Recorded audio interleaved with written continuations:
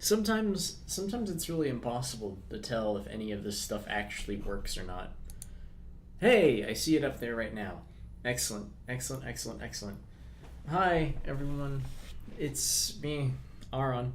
Today I'm going to be doing a very particular stream. You can probably see from the title as well as from the image I have in the goodness, it's the top.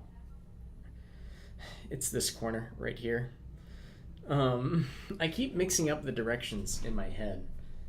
It's not this. It's this. It's right here. This thing. We're going to be assembling that today, and more importantly, I'm going to be showing you how to do that and how to assemble this thing. And some of you are probably asking, what the heck is this thing? Well, this is a model kit. Specifically, this is the GM Type C. For those of you who don't know what this stuff is, this is a high-grade Gunpla, and the camera seems to be having a bit of a tough time focusing for some reason. Hopefully that works better. For those of you who don't know, this is a high-grade Gunpla. What Gunpla is it is a Japanese model kit, and for the large machines, the mecha from Mobile Suit Gundam and all of the various other series that spawned out of it. And since I decided, hey, I like this hobby. I get questions, I get asked about it by other people all the time. Why not show off what it is? This is not too different from other model kits. Like, say, how there's model kits of cars and planes and so on. This is very similar to all of that. The only real difference is that these model kits actually have some posability. You can look with the image right here, like you can see some joints on the arms, the wrists can move, the legs can move, head can turn, the whole shebang. So right now I'm gonna just kind of show you the edges of the box. They got a whole bunch of different images. All this stuff is, thank goodness it didn't really focus on that. And thank goodness the camera's having trouble focusing. That showed where I bought this thing. These things are all technically from Japan, yeah, and they're all licensed and everything. But you can order them out here in the West if you know hobby stores that have them. Barnes and Nobles carries a bunch of them. So does GameStop nowadays, since GameStop bought ThinkGeek or whatever. We'll crack this open in a second. I already opened it up ahead of time, but I'll crack it open and show you what will be what we're working with here in a second. First, I'm going to show off all the tools that we have. So first, we have our hobby knife, an X-Acto blade, whatever you want to call them. Hobby knives are going to be like one of the really important things here, since they're useful to help shave down parts. The other more important tool is a pair of what they call nippers or wire cutters, whatever you want to call them. These I actually got for, that's right, I need to put on my glasses, technically, for safety purposes. These are actually, these wire cutters are actually for actual wires. I got them with a toolkit. I have a sort of proper pair of wire cutters at my house, but I'm not at my house, I'm at school. I have an extra sort of like regular utility knife here.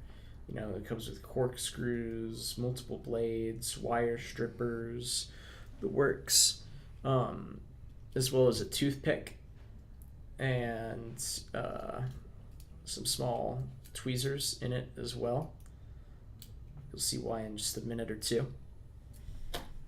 And then the last and most important piece for right now are these sanding sticks.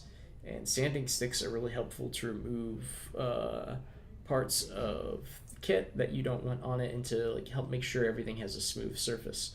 So they come in 400, the ones I have are in 400, 600, and 800 grits. And how it's going to work is with that, we're going to go from the lowest number, 400, and then we're going to go up to 800 on each piece. But I'll explain how to do that in just a bit. For now, let's crack this baby open and see what we're dealing with. So inside of the model kit, there are these individual runner pieces. And these individual runners are, you can see all the parts are clearly on these, and they connect together like Legos. They just, a pin goes into a hole. Most of these pieces usually have a pin in the hole, like, a pin and a hole on the same part. So this particular kit comes with 1, 2, 3, 4, 5, and 6 runners. And then it also comes with an additional runner. This is what they call a polycap. See if the camera can't focus on this a little. No, it's focused on everything in the background. A polycap is, let's see how well I can get this to work. A polycap these are sort of like softer plastic connection pieces for all of the joints and everything. And a lot of Gunpla kits have these polycaps. What the kit also comes with is a sheet of stickers that you can see here. That these stickers are going to go on to the figure. These actually, I don't think I'm actually going to use any of these, since most of these are all just marking stickers. Nowadays, a lot of times, like, they'll have stickers for like parts like in the visor and the head camera and so on and so forth. But these just are like, you can see here that these are just labels. Is this even a sticker sheet? Or it looks like it's a bit of looks like it's both a sticker sheet and a dry transfer sheet.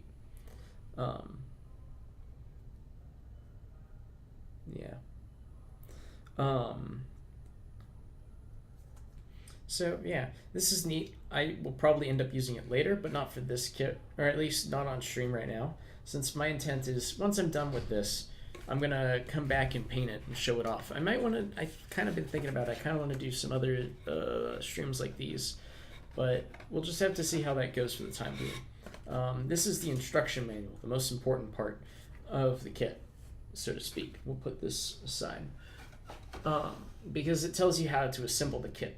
Now, the nice thing is, even though these kits are made in Japan, and when you look on the back, there's like a whole bunch of Japanese text on stuff about like the colors and how parts go into each other.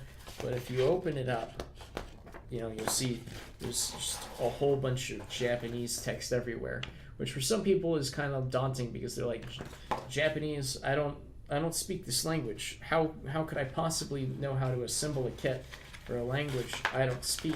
Well, the beauty of Gunpla is that you don't have to, since the kits are not, there's no like literary component to them. It's all like Lego kits, how they numbers and letters. Each part is has a number and a letter on it, and that part, that letter and number, like each runner. So this is runner A, for example. You can see right down here, there's a little cutout for it, A. And these little squares that you see here are all labels, like the part number. So when this says A27, that means I look for, the A runner here, part 27, which is this chest component right here. So, there's no like language barrier involved. Some of the older kits, all of the kits actually use these the same letter number system. Some of the older kits used, I can't really show it since this kit doesn't have any stickers involved. Well, it does have stickers involved in its construction. Right here. Can't really see it, but it says sticker J. If I can get the camera to focus, it's probably not going to want to. This webcam is very particular about focusing. Because I'm just using a webcam hooked up in here. One moment.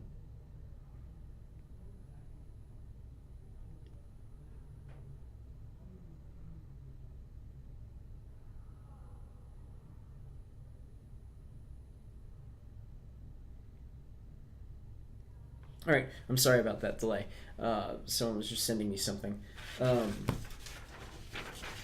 sticker, is labeled as sticker J.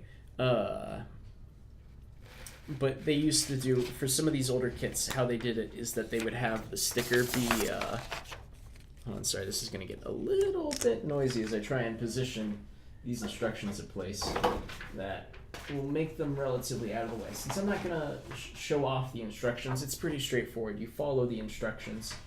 You do what the instructions say, it'll follow through fine. This is an older kit. I don't know the exact year this was made, but this is definitely one of the older kits that I think this is the oldest kit, or at least like the oldest molding that I've ever had the opportunity to do. For those, and I'll kind of explain some things here and there. I'm gonna turn on the music as well because there's gonna be some bits where I'm trying to focus and I'm not gonna be talking as much. So let me know if the music is too quiet or too loud or what have you, because I'm gonna be honest, I can't hear anything back. So I've got no idea what's too quiet or too loud and so on. So let's try this. Here, I'm going to turn this down just a little bit so far. Let me know if it's too loud or if it's too quiet or what have you.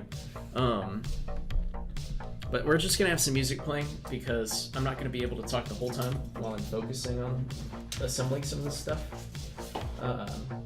But yeah, this is one of the older kits that I've had the opportunity to handle. This was not my first kit. If you're going to get into this, what I recommend is to find the RX-78-2 Gundam and use that as your first. Lower it just a little bit. All right.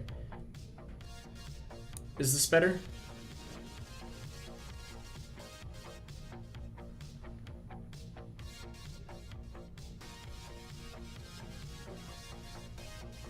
Just let me know. Yeah, that's better? Okay. Alright, nice. This is one of the older kits I've handled. If you're interested, so I wouldn't exactly recommend it because it may be a little bit tricky. The last time I handled a kit around this old, the plastic was so hard that I actually was losing parts from trying to cut them off the runner. So this is not the kit that I would recommend for beginners. This is like an intermediate level thing. What I would recommend is the high-grade RX-78-2 Gundam. The Revive version, because that is that's the first kit that I did, and it's a wonderful little kit that I couldn't begin to recommend any more or less, whatever. So what I like to do when I'm assembling these kits is I like to lay them out in order.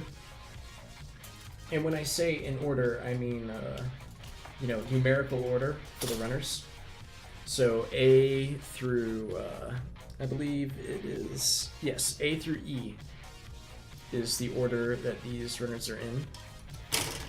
So I'm gonna have A runner be right by our microphone, just to annoy everyone. The two B runners side by side. C here, D here, and then we'll have E here. So for this, the first two things that we really need are our knives. Well, the knife and the nippers. And I'm just gonna follow the instructions along so far because why not? So this will you'll take off the knife. Be really careful with it because these hobby knives are really, really sharp. Be very careful when using these. I'm gonna always have the blade be facing away from you. I found that out the hard way a lot when I was a dumb kid. So first up, gonna twist out the polycap piece that we need. Ooh. That's gonna happen a lot tonight, I promise you. Polycap K, I believe this was. And then we're going to get pieces A27 and 24. And if you see, what you want to do is you want to cut pretty close to where the part is connected to the nub. The part is connected to the runner. That's called the nub. You don't want to... I got it a little bit too close, as you can see here. Right here. It's a little bit too close. Normally you kind of want it to be more like this, where the nub is a little bit away from the runner. That way you have some room to cut it off with this and with the sanding sticks. I'm not going to cut the nubs off with the blade on these darker pieces because that's going to mark these more. I'm going to cut them off for these tan pieces because these tan pieces marks cut, like, you know, when you cut through them with the knife on these darker pieces, it's going to leave some white streaks. That won't happen on the tan pieces since they're a lighter color. So we're just gonna leave the nubs on for now. And some nubs aren't worth completely cutting off. Like for this yellow piece here, since this yellow piece is going inside of this chest cavity, it's not gonna be worth it to cut every single nub. Or like to sand and cut every single nub with the tools and the blades. It's sometimes, like for this one, it's just worth it just to cut it out of the runner and then plug it in. And it just pushes into place, just like that. Easy peasy. Put the neck piece in here. Yep. And that's done. It's step one. A lot more. This is like what they say. This is about like 29 steps, give or take. Yeah, it's fine. Gonna be here most of the night anyway. So we're gonna want the A parts now.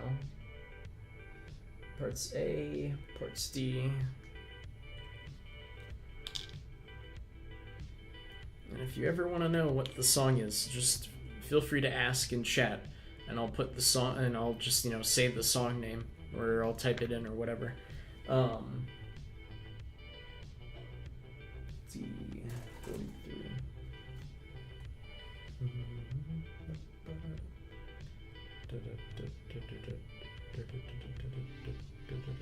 Okay. And 44. These ones I'm also not going to take a whole lot of care for because we're not going to see them. They're going into the shoulder area. So there's not too much of a point to clean these parts up a whole lot. I'll come back to this chest piece, I promise, later on during the stream. There's just not a lot of point to it right now. Oh, I mixed them up. That's the other thing. You need to be careful not to mix up your parts. Otherwise, you're gonna have a bad time.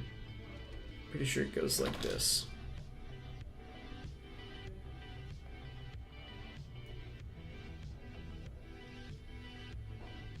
There we go. Just like that. Just kind of fiddle it in there, push it in. Pretty sure this is how it goes anyway. Yep.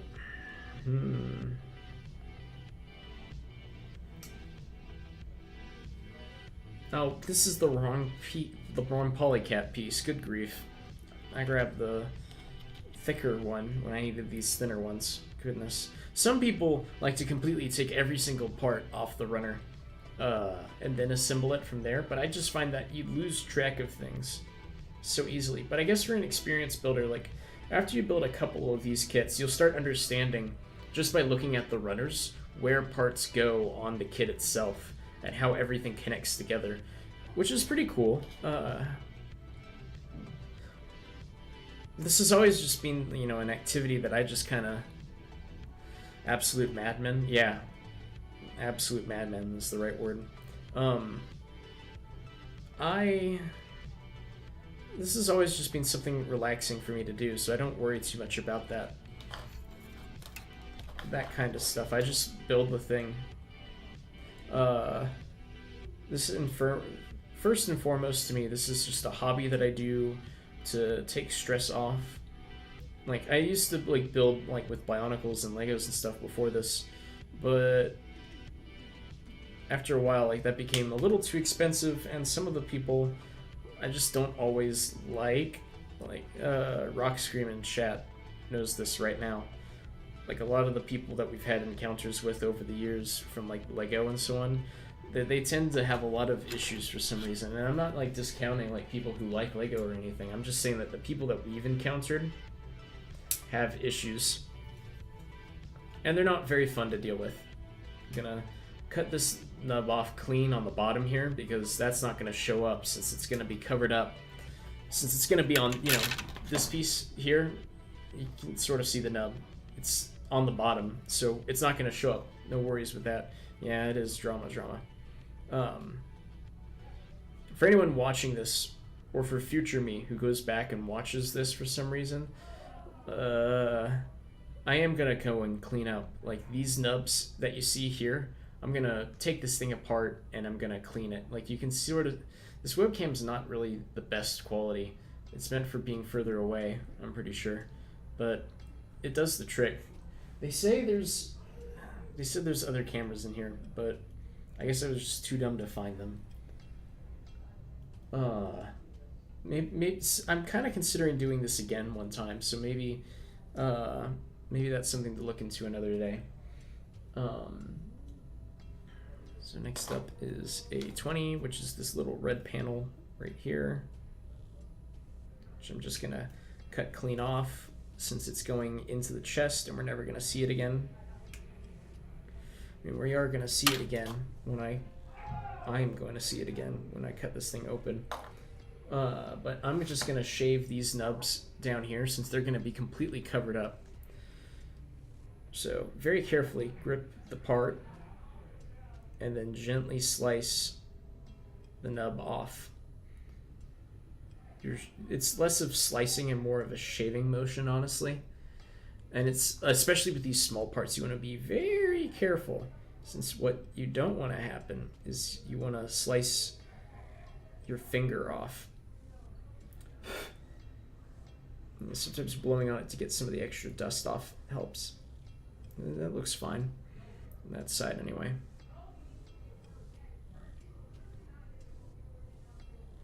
Then do the same with the other side.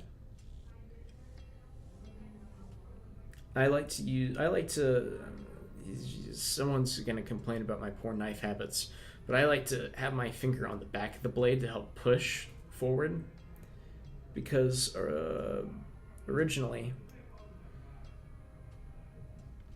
I should be, but this is how I've always, like, assembled them, like, up in the air like this. I can't imagine, like, going in and doing it like this. I like to have my arm out this way.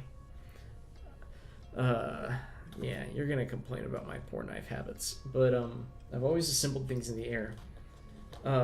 So that way the shaving pieces will land on this here, and, you know, you don't have too much of a mess. For the larger and sometimes more difficult parts, I'll gleefully, like, you know, shave them on the ground, and, you know, everything. The cutting board, or this thick piece of cardboard that I use as my cutting board, is meant to collect the parts. I think this is in here. See, it just kind of fits in there. And you can, no, it did not fit in there. Yeah, that's the thing that you can never quite tell about these smaller parts. Since the smaller parts can just sometimes fit in, and you'll never be able to tell if they're in or not. So I'm gonna see if I can take the back of this toothpick here and kind of push it in place. I think it's in. Alright, I think it's in now. I'm not too sure, but I think it's in now.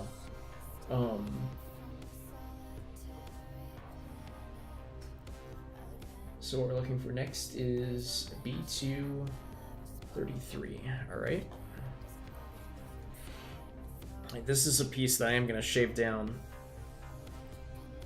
I'm quite glad, though, that this plastic is much softer than the other old kit that I assembled. Let's talk about some Gundam stuff, sort of. this machine is called the GM, and for those of you who don't know, it's the Earth, like sort of like they call them grunt suits. It's what the average military guy uses. The average pilot uses, you know. The Gundams have always been, you know, what you would call like your concept car, you know. They're meant for to push the limit for how well like technology works and everything. You see, like I accidentally just, ooh, yeah, I cut like completely a nice little piece off of this back piece and it kind of marked it. That's part of like the care that you got to pay attention to with these things. So the Gundams have always been like, you know, the super prototype. They're the concept cars of giant robots, so to speak. Well, the GMs have always been sort of your heavy-duty trucks. You know, they're meant to get they're in a utility, a tool, and they're meant to get the job done. And I say they do a pretty good job of it. That's my personal opinion, anyway. Just slide this in. Yeah. See. All right. I don't know why this piece just is not going in. Maybe now it's in. Yeah, I felt it slide in there. Goodness.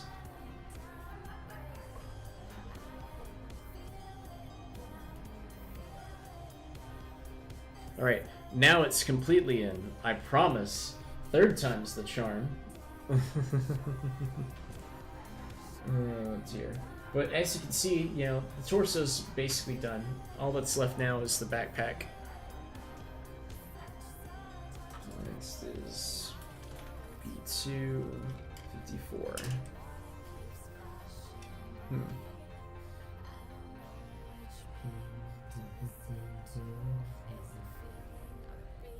Alright, I know what this is.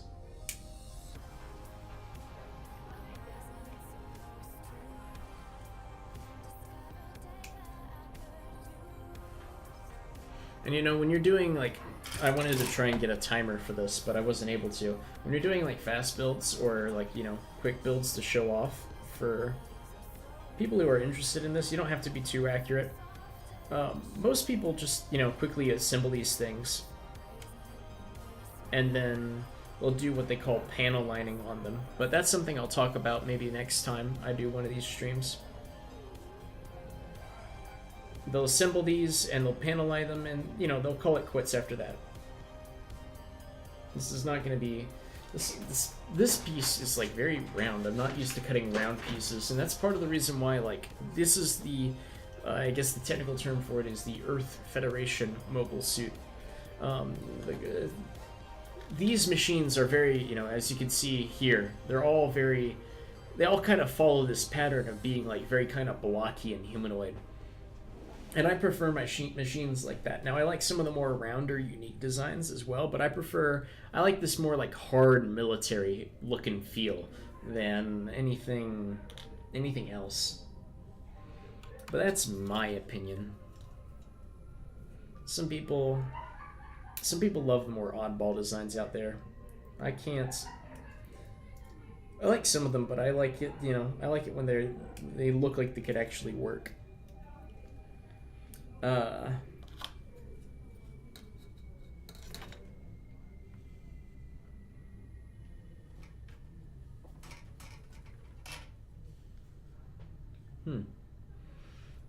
This is a lot of thrusters.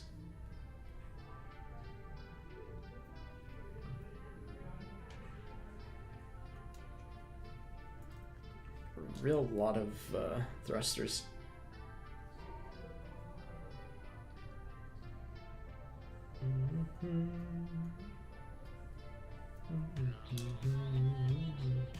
Actually, you know, these are so lightly on the sprue that I can just twist them off. Sometimes with some pieces that it's just worth it to twist them off the sprue rather than spend the time and like delicately clip them out. These thrusters are one of those things.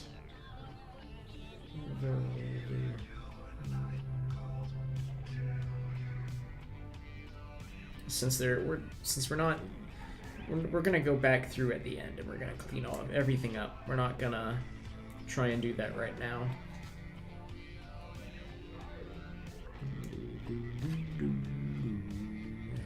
After all.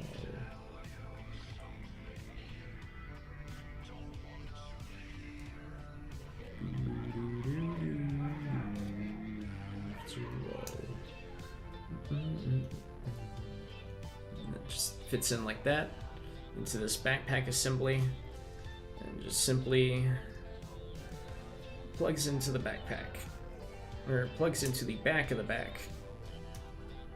Some of you are probably wondering, well, what's this little hole here for? Well, this is where the sword is going to go, since the swords in Gundam are like laser swords, like lightsabers. Although I guess it's beams and not specifically like particle lasers, and not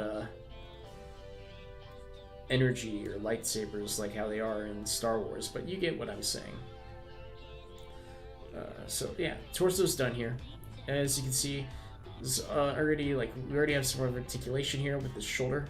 It moves forward like this, and then it also moves, to this neutral pose, and this head, the peg where the head's gonna go, it just moves forward and back. Pretty easy and simple. With cleaning up these thrusters, just cut the nubs off with the knife, slice them off. Don't worry too much about it. With all these black pieces, though, I am gonna come back through and, well, they're not black, but like dark navy or whatever. I'm gonna come back through and disassemble this, and then I'm gonna cut them down. That's the good thing about these kits. Like, you don't have to glue anything in place, so you can easily assemble it to see how everything looks put together firsthand. I mean, yeah, we have this image like here, but sometimes it works better to see everything in person yourself, It's my belief anyway. Next thing we're going to be doing here is the head. And the head is going to use this green piece right here. And you can see in this image that that's where the visor goes. Or like it is the visor, actually. And so for this, because here's the thing with the transparent plastic, it tends to crack really, really easy when you clip it out. So what we're gonna do is we're gonna cut it further away from the edge so no cracks show up on the actual visor bits.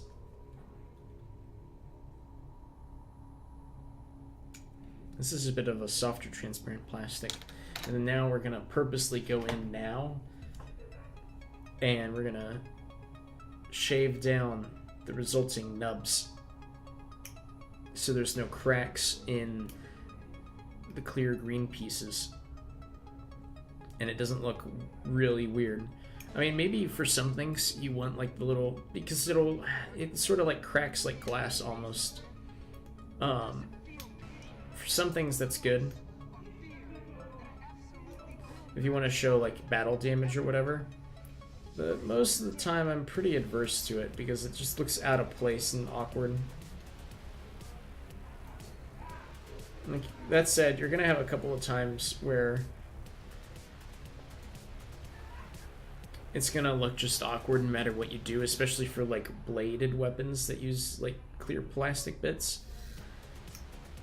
Those in particular.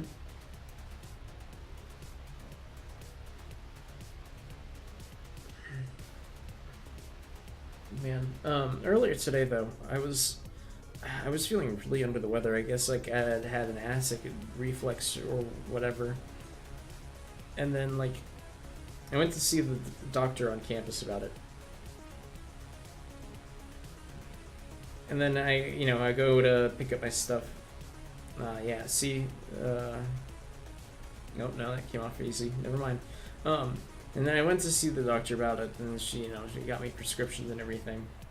Because I was having a really bad acid reflux, like the sort of thing too, and got me a prescription for it because I'd never really had this happen to me before. Yep.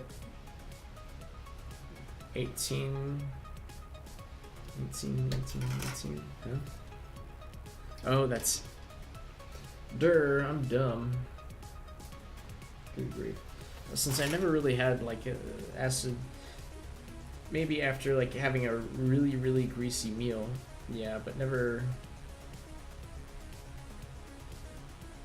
Never something that bad before. But then, I guess... I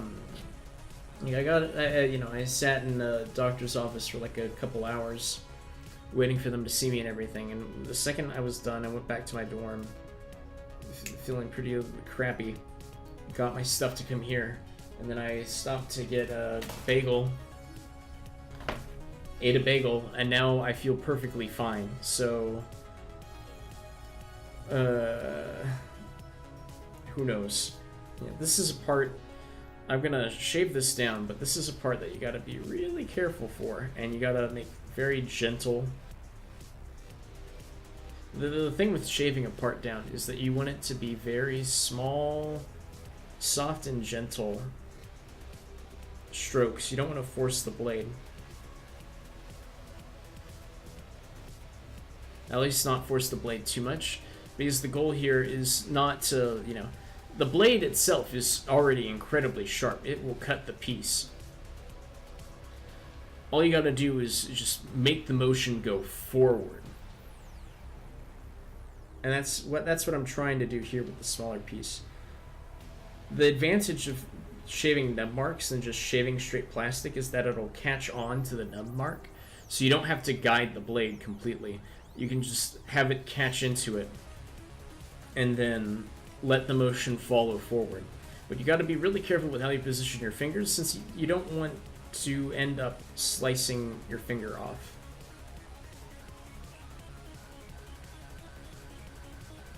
Because that has actually... I did actually one time cut myself with an X-Acto knife. It's not going to show up very well on this camera here, but... Oh, I have some meme music on here. I completely forgot about that. This YouTuber that I really like by the name of Kraken2, and someone assembled a sort of fan album based off of some of the songs that he sang when he was doing his Dark Souls 3 playlist. This isn't a long one. This is only like, yeah, it's over. But there's a couple meme songs in here. I'll let them. I have this playlist on shuffle, so I'll let the playlist discover it for you. But like, you can can't really see it, but because of the glare from the lights and because I have really white skin. But right here is a nice little gash, like a nice little scar in my finger from when I was like 15, somewhere between the age of 12 and 15. I forget when exactly. In middle school. And I was assembling Warhammer figures, and I wasn't paying attention to what I was using with the model knife, because originally all I had was a blade, and I had put the non-sharp part of the blade into a block of foam, because I didn't have the money for an actual X-Acto handle, and I was using that to shave off nubs from these like really tiny, like 1-inch tall Warhammer figures, and I was holding it like this, and my finger slipped off of the figure and went like gert, and there was a lot of blood.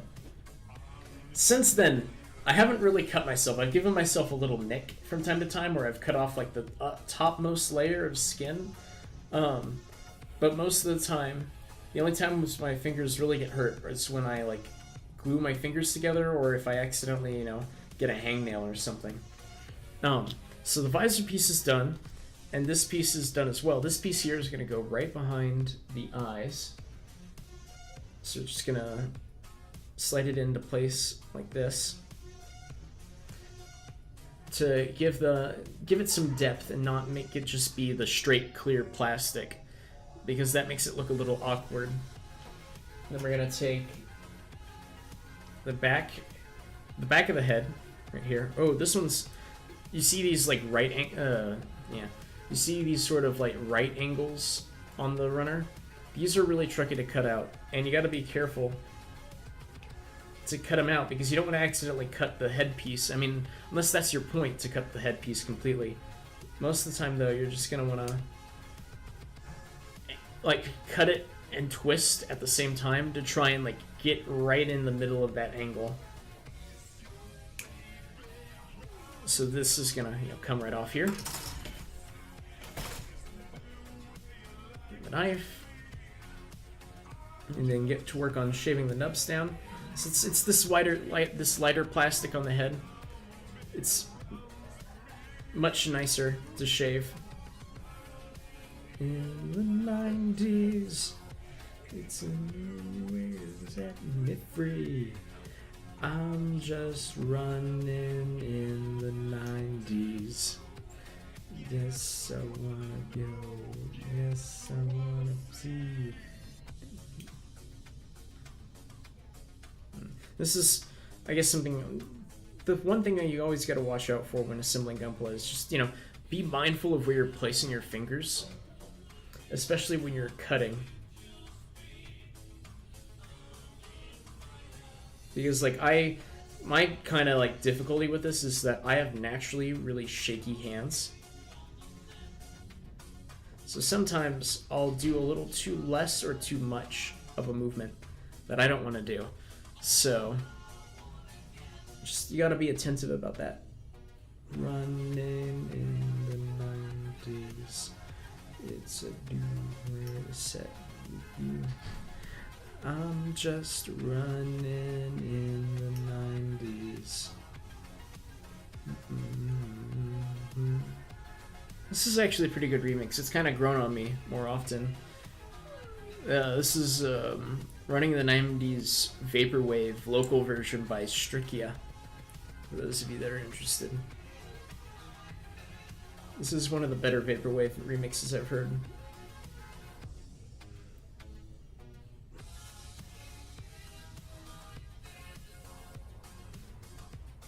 Although in saying that, I prefer the more, I guess you could call it sort of Daft Wave style, where it's Daft Punk sort of like songs and music mixed with Vaporwave aesthetic. I like that a lot more. So now we have the visor fixed in place into the back of the head.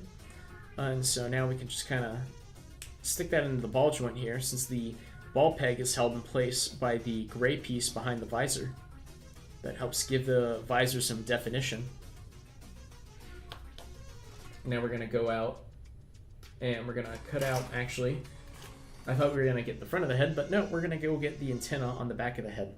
And so, as you can see, part of it, you can see, it's this song again. Wow. What's the chance of shuffling to it almost twice in a row? What is the song? Oh, it's Paper Planes by whatever her name is, mixed with a YouTuber doing a really poor cover of it, I guess. But you can sort of see from right here that the plug, you could, like, this is gonna plug into the back of the head, and it's attached to the sprue right there. So I'm not gonna worry about cutting that out too excessively. I am gonna care a little bit more about the actual antenna piece itself, since this is something I don't want to come back. This is probably going to be the most challenging part of the build, since this piece is thin material. It's a rounded edge, and it's pretty small, all things said and done.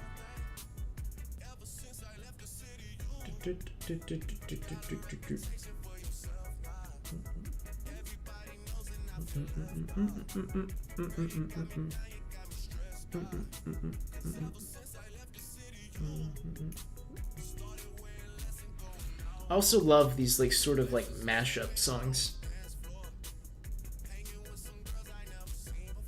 I like that whole idea that you can mix the vocals of a song and the orchestra of another song. Well, not just the Nintendo mashups, but like all sorts of mashups. Like and when I say mashups, I mean like the actually good ones. I'm not saying like the weird #1 mashups that are everywhere and that are just kind of plain cancer. So yeah, the antenna you see just plugs right into the back of the head here. Well, the way these lights are, the way this room's set up, that these lights are kind of like, they turn off automatically after a while. And I would rather have those on, since I think these white lights reflect a little bit too much off this tan plastic than I would really like.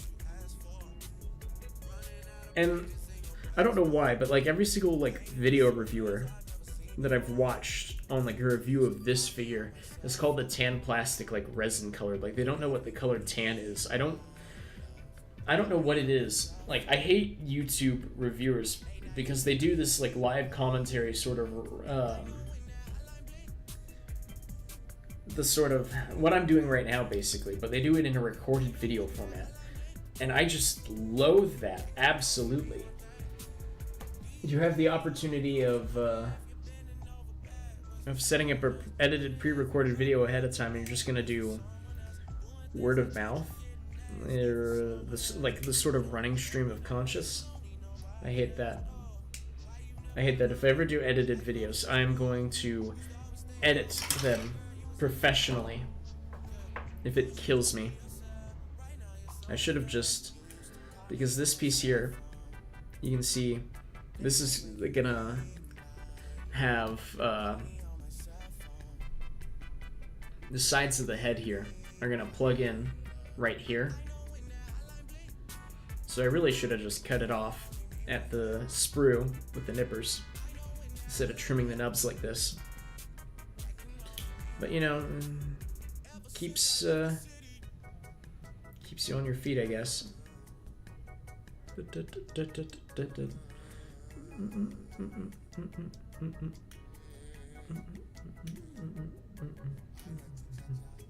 So yeah, a lot of this is just kind of rinsing and repeating work, where just, you know, you and the knife just kind of cleaning up parts. Don't ever clean up the part like dark nubs on dark plastic, because you're just kind of asking for a really unsightly figure afterwards. So you just push it into place. Viola, completely solidified head. We're gonna add on now the side pieces. Is it the same? Yeah, it's. I feel like this is like the same 3 songs in a row over and over again. Oh well, I'll fix that later, I guess.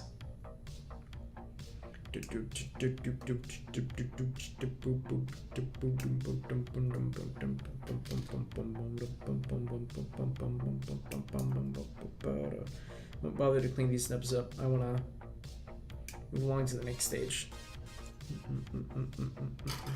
Since these are just gonna, they're just gonna plug in to the side of the head here. Actually, I'm gonna have to clean up the back part here, because that's going, it's gonna conflict right with another piece. Since the way this head's shaped, there's a bit of a curve in here, and there's a nub on the back curve of the part right here. So I'm gonna clean that up real fast, and that way there's no issues with assembling this model. There, now it should just plug into place on the side of the head. Just like that. Do the same for the other side now.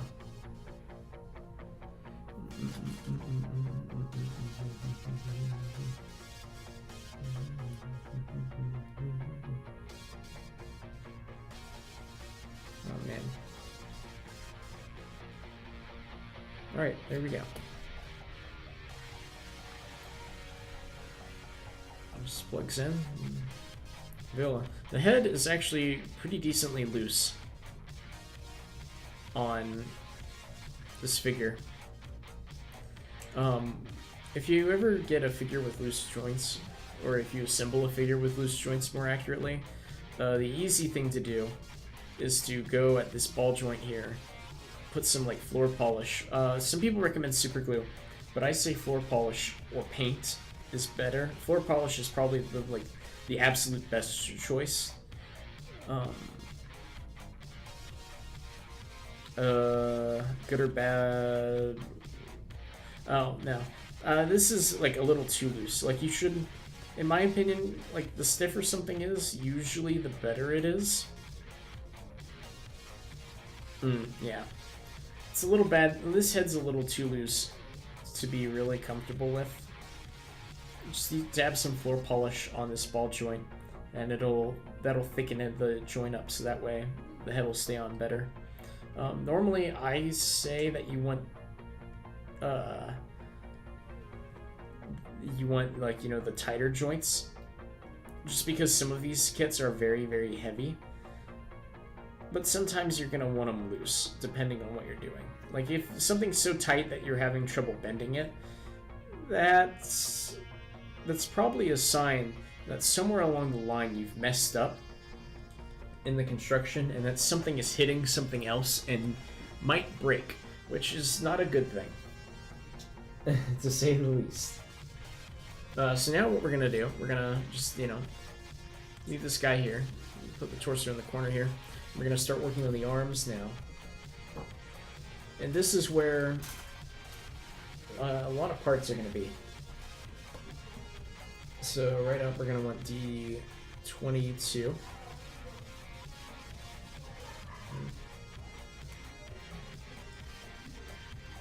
22, 19, 23, and 30.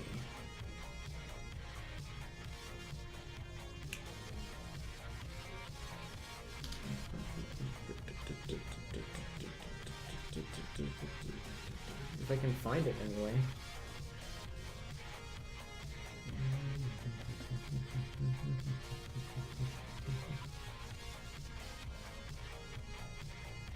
It's only the sort of, I guess, problem that some of these kits have, that sometimes it's really hard to find where some of the parts on these runners are.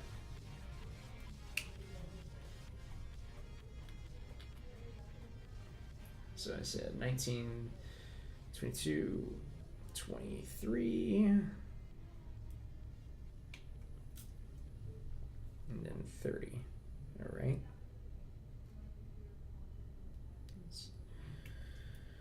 All right, and then 30 is somewhere. Good grief.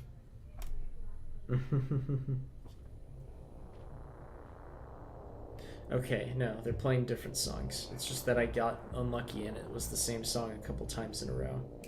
Alright, that's fair, I guess. That's fair. It begins. Oh, it just went over there. I thought it fell into my lap.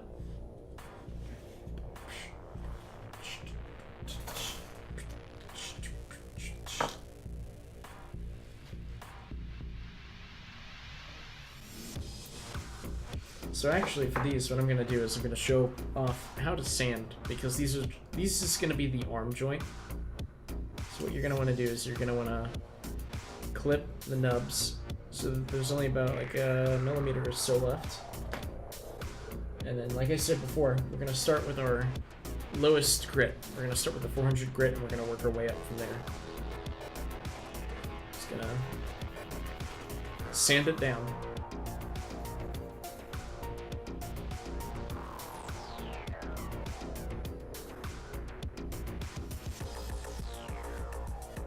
Just like that. Nothing way too complex. Sand the joint down to more manageable size. Just, you know that feeling when you like, you know how like when you can feel a sound? Because like when you're like normally like sanding these things out loud, it doesn't sound like it, but like it feels like chalk, and it's giving me the worst sensation since I absolutely loathe the sound of chalk. I don't normally have this sensation when I'm it's making my skin crawl so much. Maybe I'm not gonna sand this right now because I've never felt this sensation before, that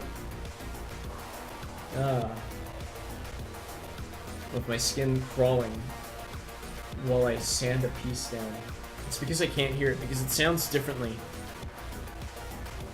probably sounds a lot different on stream.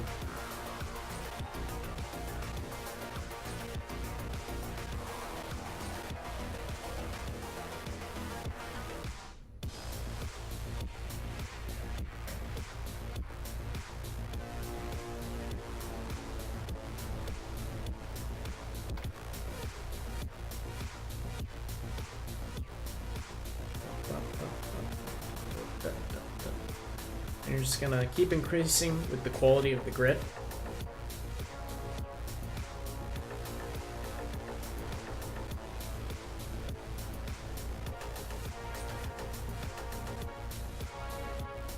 Yeah, I just got my sanding sticks from the hobby shop. Wait, we're just gonna keep slowly increasing the quality of the grit until Viola, there's no more nub. Where on the other side you can still sort of see the nub there. So we're just gonna do that again. I just got these sanding sticks at the hobby shop. The ones that I have are Grit 400, Grit 600, and Grit 800. They recommend, the really high quality builders recommend that you do Grit 1000 after Grit 800. But I think at that point it's such a minute, it's so minute, especially if you're gonna be painting these kits. Like, I'm gonna paint this kit once we're done with this stream. There's no point to it.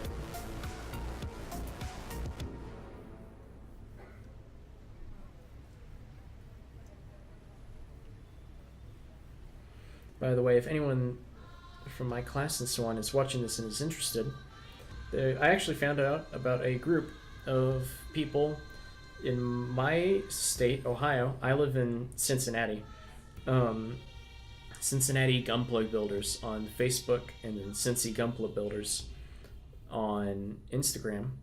They have a little bit of a podcast of their own going on, as well as a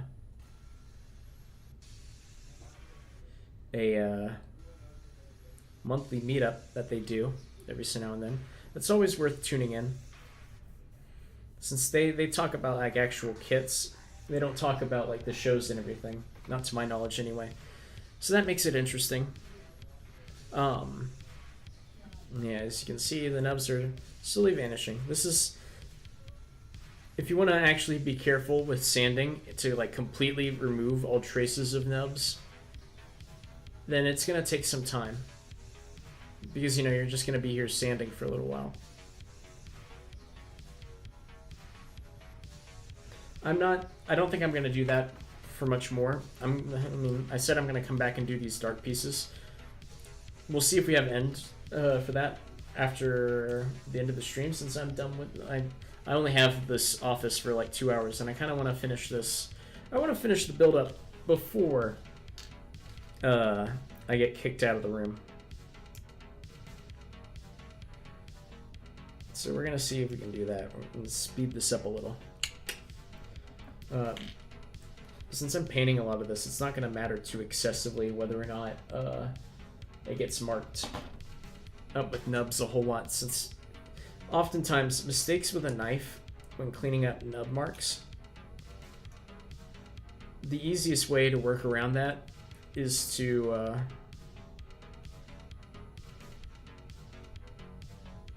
just pass it off as battle damage. It's really easy to do that.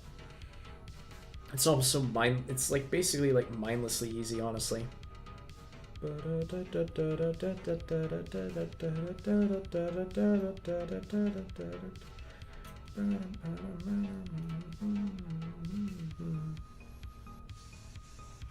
Yeah, this is how the arm assembly is going to work.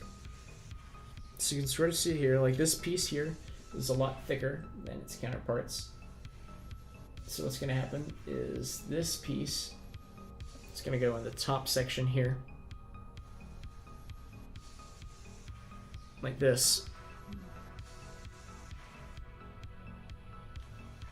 This piece is going to do the same, but in reverse on the bottom half.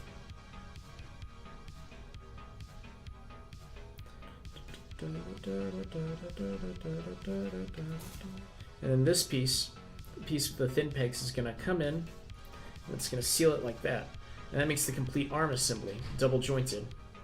So it can get the full curve going on like a human arm can, which is neat. And so then next up, the next trick in the book, so to speak, is to make the actual arm pieces. So how that's going to work. 35 and 34 are the pieces that we need. So we're just going to clip them off the runner here. Shave the parts down with a knife since it's white plastic.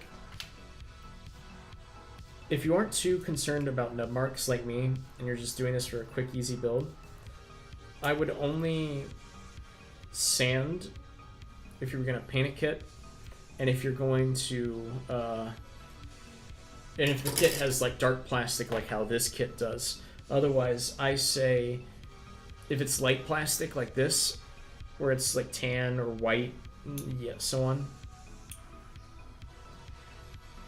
Colors close to white. Don't worry too much about damaging the plastic, since it won't really be that noticeable. And a knife will get as well as a clean result as sanding when it comes to this lighter colors of plastic.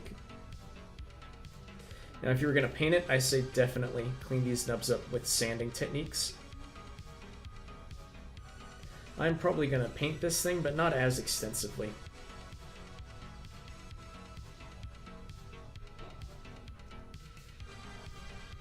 Because I like to do what I really want to do is I just want to put like squad markings and so on this. Nothing too complex. This is pretty basic stuff.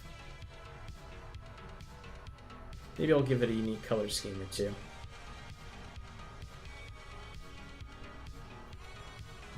So just slow, careful strokes. If you're in a space like mine, like once I'm done with this stream, I'm gonna have to go look for the little plastic bits that kind of went flying off. I'll find them all too. This room's already a bit of a mess. I don't want to make it worse.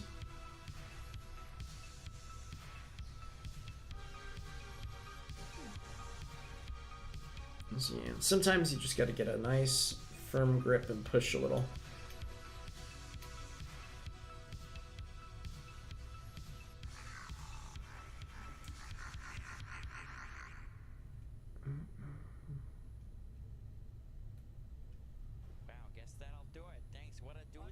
This is like the 4th time.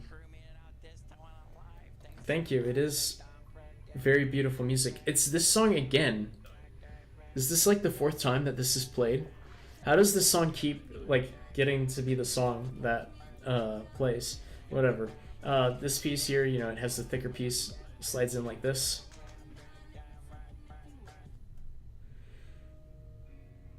You can see here that this bottom piece, this is gonna be used for like the shield and everything. So just remember that. If you don't see a hole come out of this like smaller hole here, a deep, nice little deep hole for the shield to plug into, then you've assembled it incorrectly. So just, you know, remember that if you're ever worried that you've done things correctly or not. The other half of the arm casing, just gonna, well, alright, first you gotta actually put in the polycap piece for the hands, because that's what that space is. This like sort of like weird groove space. It's you can see it there. It's the polycap for the hand is what goes there. So the hands are gonna plug in there if I actually do this right.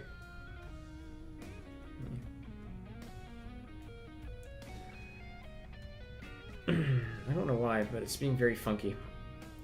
That's the other thing with some of these older kits. They have funky polycaps. I don't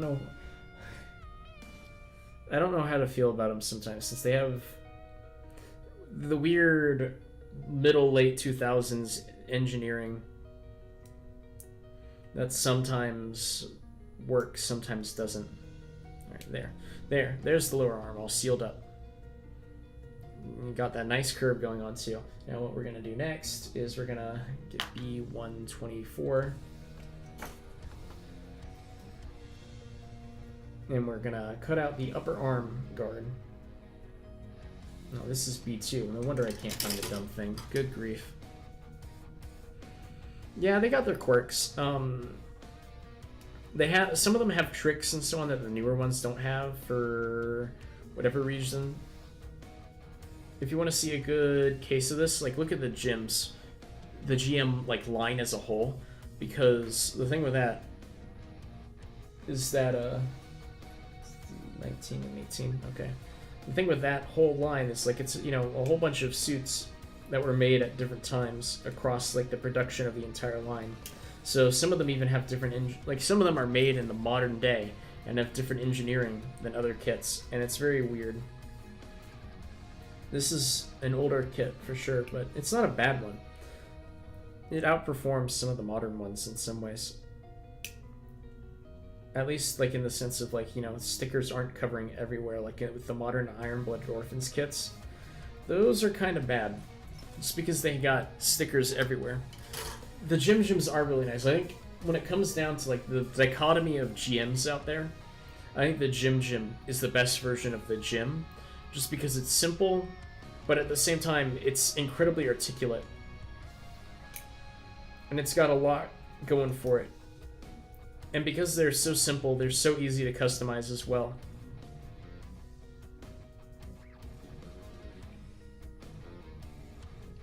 Heck, there's even a ton of weapons and everything that you can do with them. I would love to have just an army of gyms. I just kind of like the shape and design of the GM in general. I would love an army of GMs, period. But I think gyms would be the ones that I'm going for, if I ever had the opportunity. So with these arm guard things, sometimes you gotta be careful because some of them don't go on the right way, but I think this one can fit in either direction. Yeah, with no problem. And so now what's going to happen, we're going to cut out D25 and 24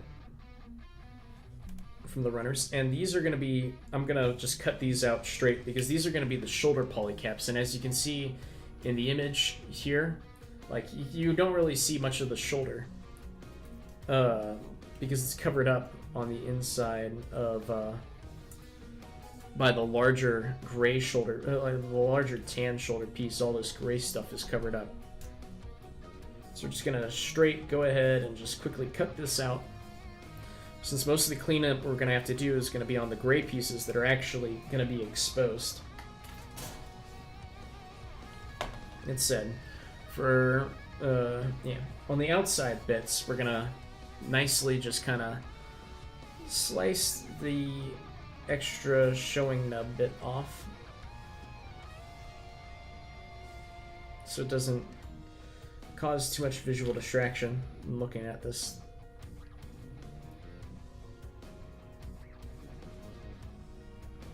Just like that.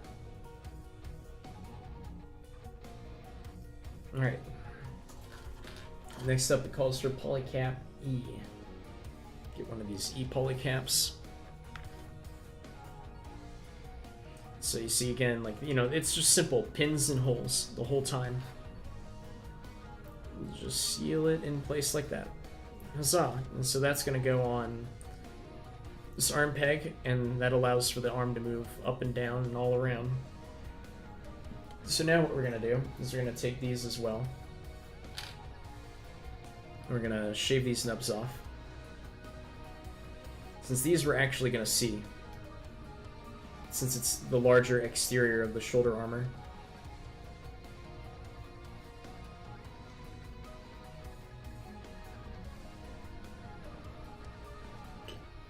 That said, like, not every... I don't buy into the notion that you have to cut every single nub, because not every single one needs to be cut, since some parts, like, you're not going to see some things. You want to be big? You want to grow big? Revolutions all the time, people changing the world with mine. violence and vigor, hunger, whatever. Find that ridiculous, if not meticulous. I do my best to guard my own premises. What's your name? What's your name, fool?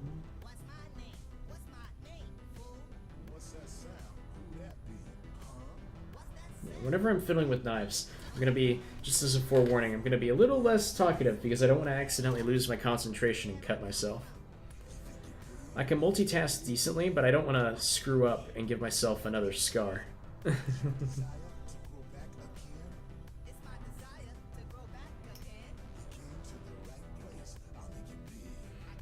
the right place. Y'all make me big.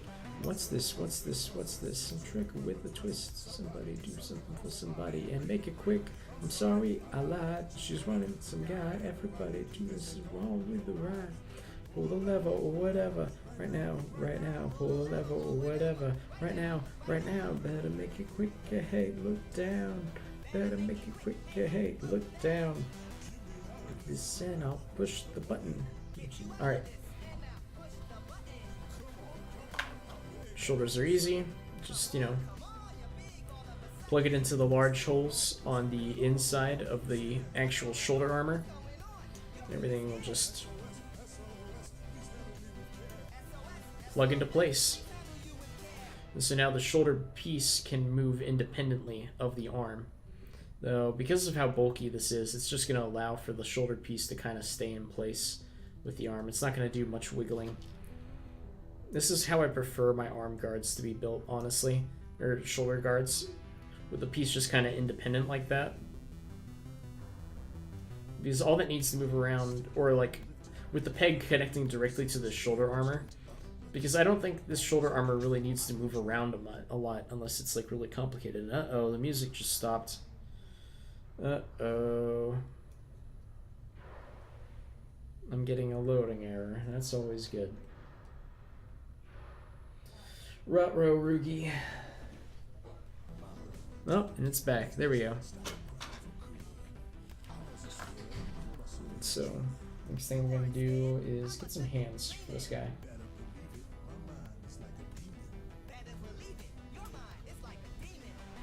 For now, we're just gonna go with, can I actually... It's a little, I find this a little goofy, but they only give me one set of hands. And they're like back of the palm guards. I mean, they gave me like these gray ones, but the gray ones isn't like what you see on the image here. They're just, they're supposed to be tan. They only give me 2 of the tan ones, but they give me more than 2 hands. I mean, I guess it's because these hand pieces are left over from another GM kit. I don't know which one, actually. This... Because a lot of these GMs share the same parts and everything, just reprinted.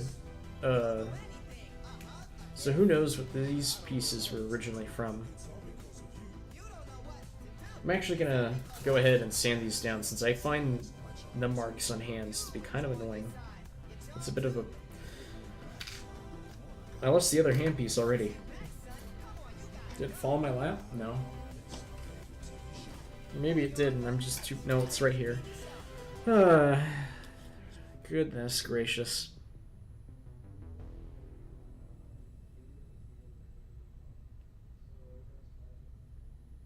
Yeah, we're just gonna go ahead and shave these hand parts down, because I find them a little annoying. And let's hope these... Let's actually test to see if these hand guards fit. Oh, here's another sort of, I guess, meme song. Yeah, a little bit, but once I'm done with this, I mean, all I'm really going to be using is like the trigger finger hand. I'm sorry, it technically comes with 3 hand pieces, and I'm going to use like, technically once I'm done with this, I'm just going to use the hand pieces that are meant to be used with it, which is the trigger finger, an open sort of like holding hand that's like this, and then like an open hand like slap. Yeah, these will fit. It's gonna be really loose. No, actually, these don't fit at all. Cripes. Blimey.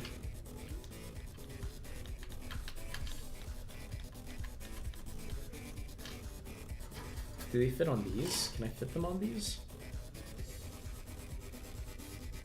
That's interesting. I don't know how then the person in the photo here was able to get the hands on these, because these don't fit on these hands that came on this runner.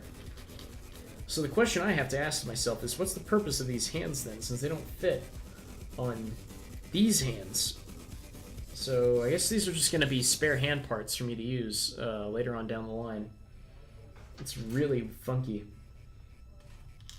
Alright then. We'll see, we've learned something tonight. We learned why on earth did they include these hands, because they don't fit on it. Oh well. So what we're gonna do is just clip these hands off, the hands that are meant to go with it. And then we're gonna... Oh, I know. What if they repainted the hands on that image there? Because that's the image that I have, like, for reference, of, like, you know, to compare and contrast when we're done.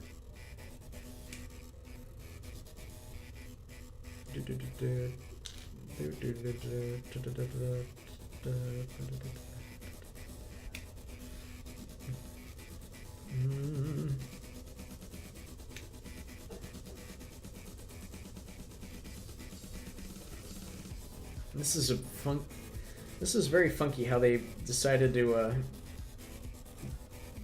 do this part of the runner. Weird.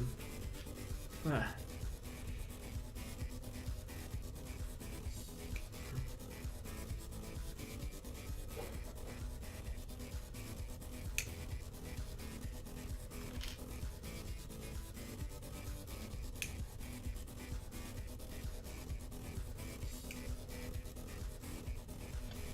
Weird. Goodness gracious. It's funky because, like, some of these pieces especially, like, they look like they should all be compatible. But they're not. It's kind of goofy. It doesn't make much sense to me. Okay, so let's take the knife and we're gonna clean up these the back of the hand pieces here first, since they're tan and it'll be easy to do.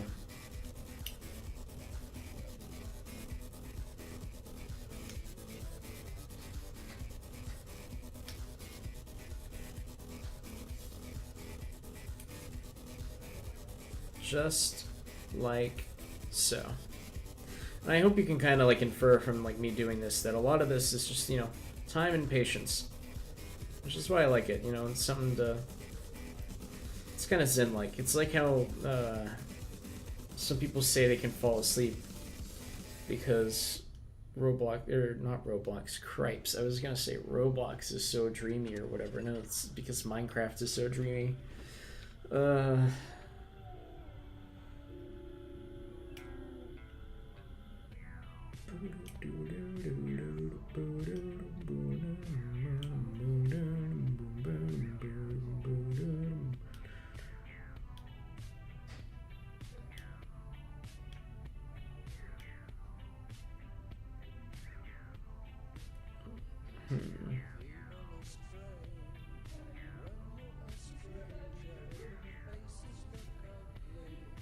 But alright, that's basically done.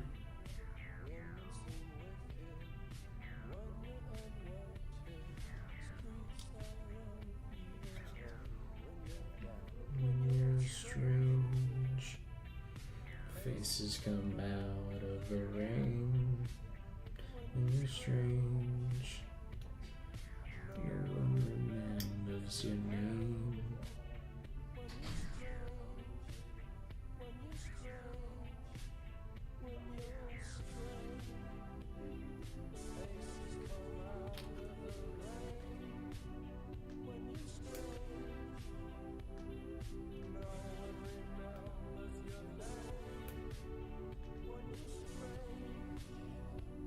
That's the way it's supposed to go. That's kind of funky. Oh well.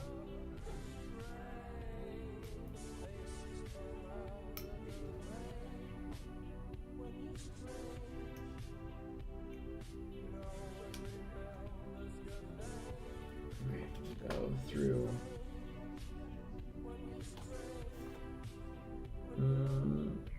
Actually, that one cut through pretty cleanly. I feel a little nervous about...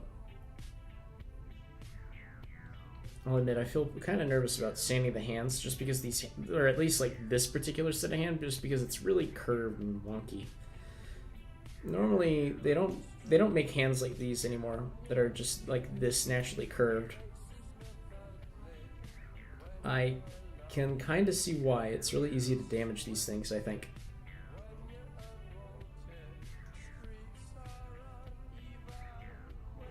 Down when you're strange, faces come out of the rain. When you're strange. No, I missed a little piece there.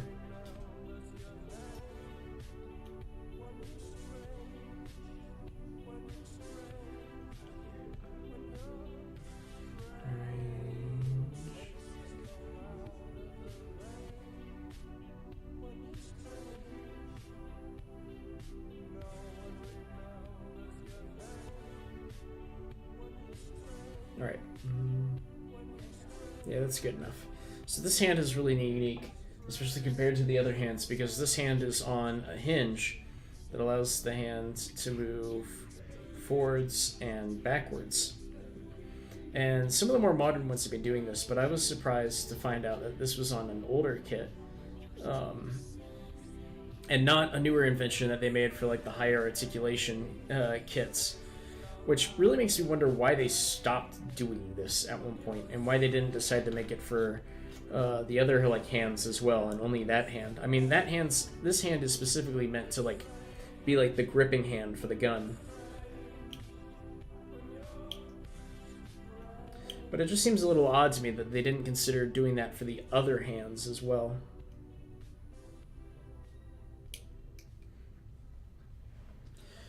Just a little funky.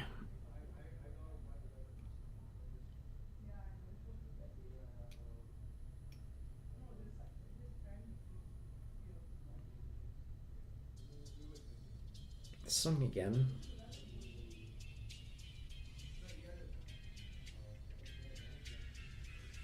Well, that's what I get for assembling like a 33 song playlist ahead of time, and not like 100 song playlist.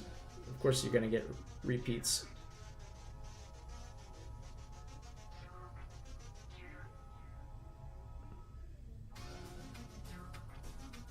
This one's not that bad, I guess. Yeah,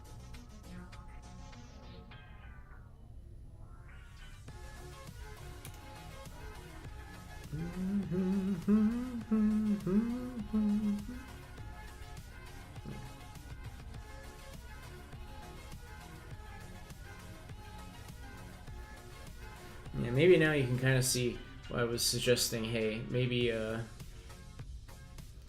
try and do sand the hands, because it leaves just kind of like white specks on the hands, which is honestly a little ugly. Not the piece's fault, but I think I'm gonna repaint these hands anyway, so it shouldn't be anything too difficult to redo or to cover up.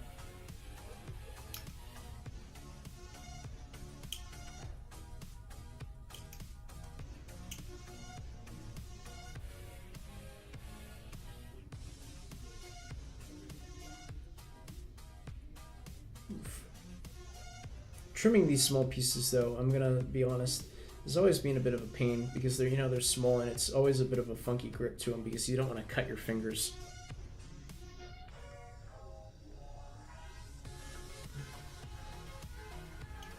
Actually, this one I'm gonna shave down, because this is like a bit too big of a nub to cut with a knife. And like it's because it's right here on the back of the finger, thumb, whatever. So it's just a little too awkward to get with a knife. So we're just gonna file this down instead.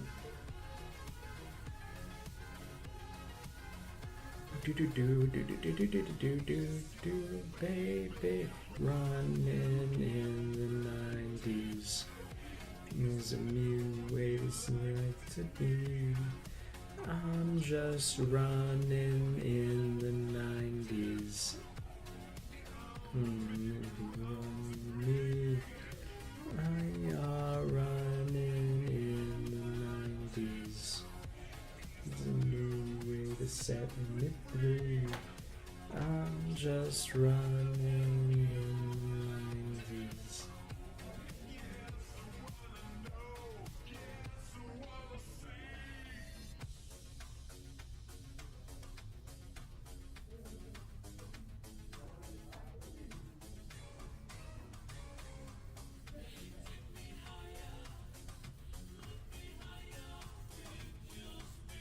All right.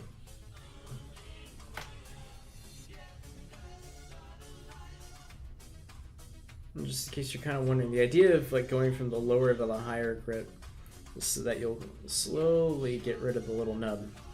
This one I don't think is doing that just because it's on a funky little surface.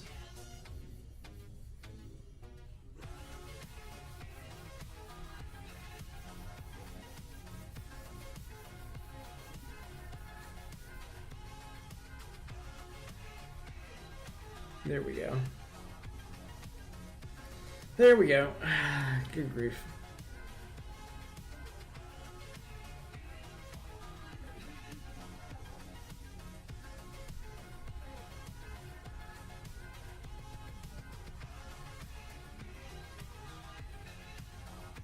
All right, there we go.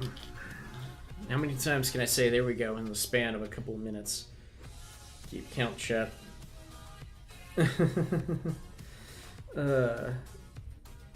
Once again, rinse and repeat. I should change how I'm holding this. Nothing too complex. Hands are a bit of a bitch. Sorry for my French.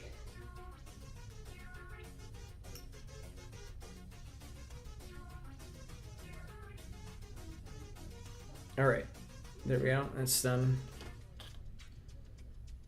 Back at the right. Yep, right palm is done. We got the left hand done. I'll do the trigger finger later.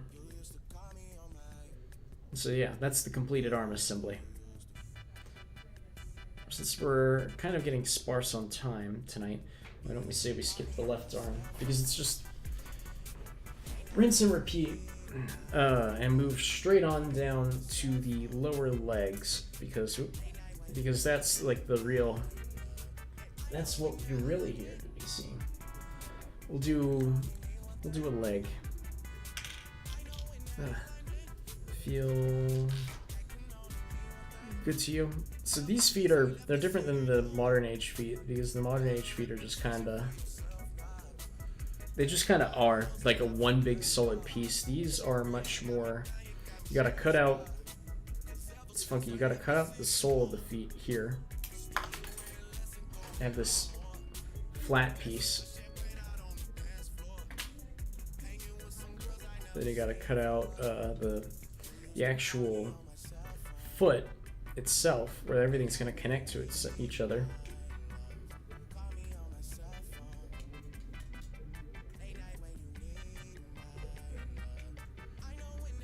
Like that.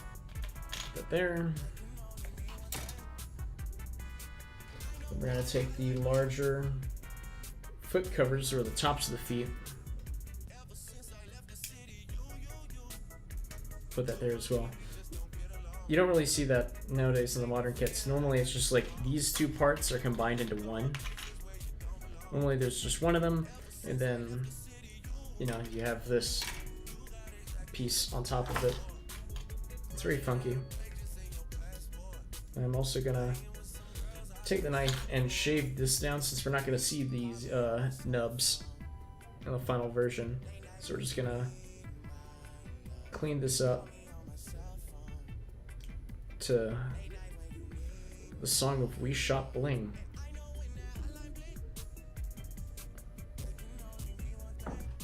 Really though, musical mashups are so fascinating because, like, who would have imagined that this stuff would have sounded good together?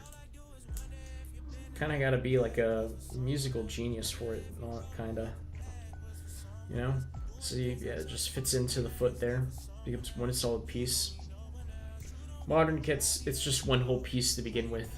Kind of cuts out the middleman, in my opinion.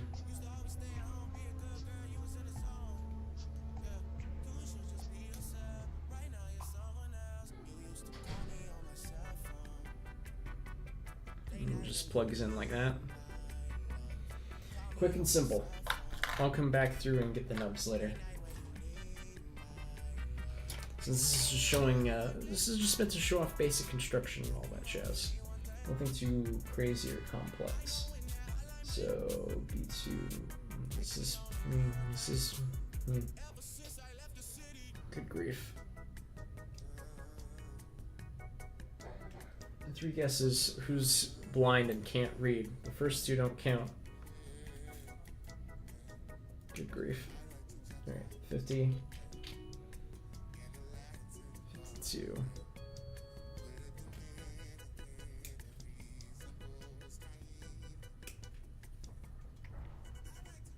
Speaking of mashups, what about speaking of mashups? I got my ears. D8. So I'm just gonna cut these out at the base since we're not really gonna see a whole lot of this gray part that I'm cutting out right here. Because if you see on this here, you know, that's mostly covered up by the foot coverings. And if anything, we're going to see it on the back of the foot where there isn't any nub placement. So just be selective about what you cut out, like what you're going to trim down, because not every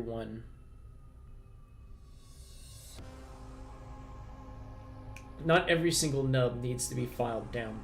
Seth? Who is Seth? Is this like a pop culture thing? Because I don't know pop culture. I don't know my pop culture very well. Goodness gracious, I really cannot speak tonight.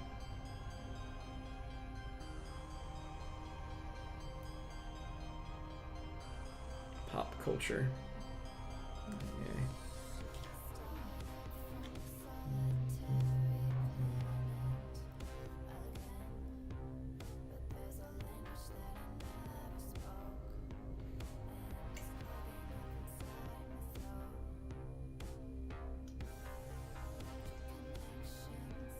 I'm actually gonna shave these nubs here real fast because this is gonna be where, like, in the bottom of the foot, and I don't want it to conflict with anything. Seth Everman, the bald Tumblr guy.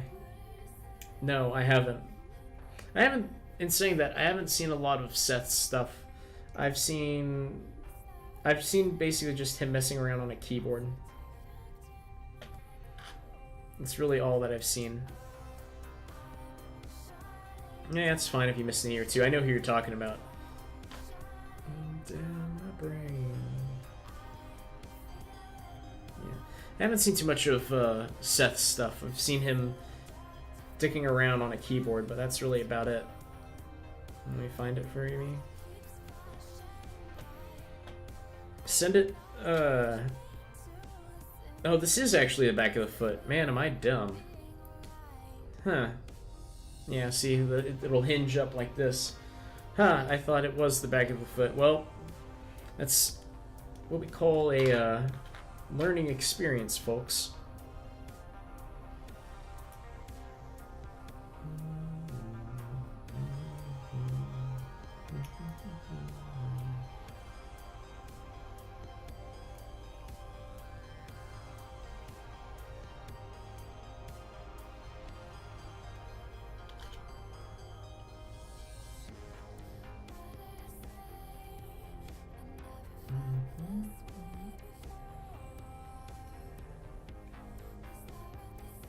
Alright, this foot piece is just about to go. Now this is kind of like the traditional, I guess, Gundam foot design. Is having the big wide feet like this. And then these foot coverings go over like this, and it'll move up and down on this assembly and connect right in here, and it'll form a complete unit like this, which makes it look really snazzy and everything. And so then the next piece we're gonna get is just a bunch of these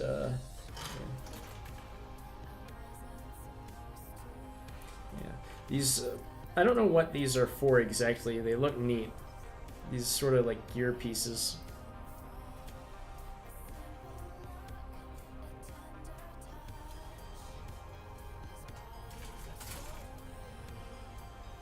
Eight goes on here. I'll shave them up. And I'll shave them to be the right length, width, whatever later.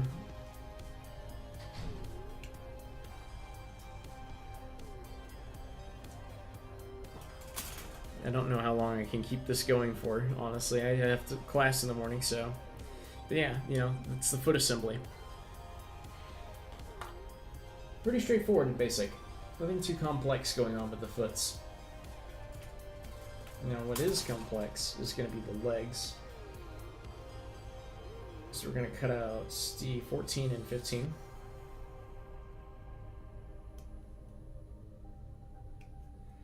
We can cut these. I know this is going to be somewhat exposed, but not really. The legs are going to do a really good job of cut, because this is the knee part here. Legs are going to do a pretty good job of that.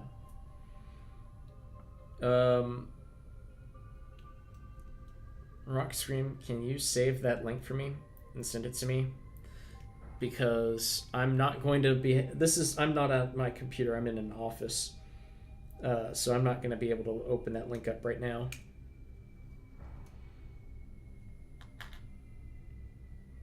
Thank you.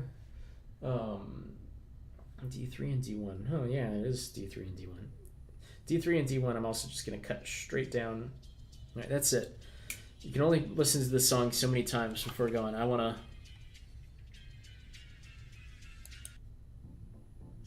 Oh, here's another meme song. To the 1, 2, 3.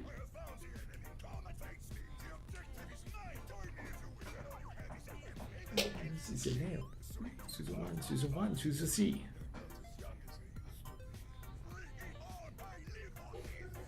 I would love to see a complete like Overwatch roster remix of this.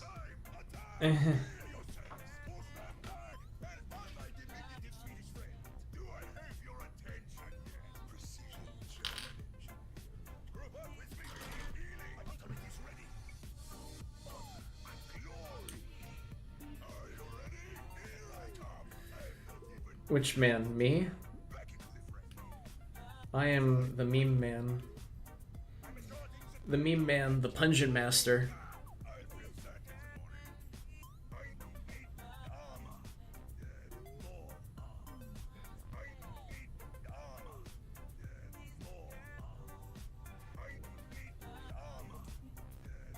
Yeah. I spend a lot of time making memes and cracking jokes. Yeah, this person's like they've done they've done like individually one for every character, but I would love like a giant like compilation sort of, where it's like, you know, the whole song but with everyone mixed together. We've already listened to this one. We've already listened to this one. Oh, we have not listened to this one. You guys are gonna love this one. This is some fresh early 2000 memes. Vintage. Or not vintage, but not fresh, but vintage early 2000 memes. Only 90s kids remember these. Not really. But I can make that joke as many times as I want, with no repercussions. Oh, it's exactly what you think it is.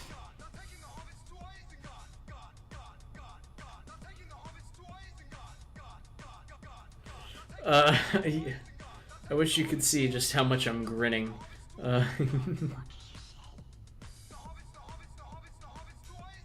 When was, sincerely speaking, for all of the adults, when was the last time that you actually listened to this song?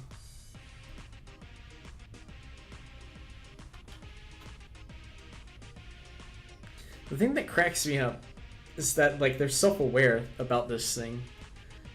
Yeah, I am.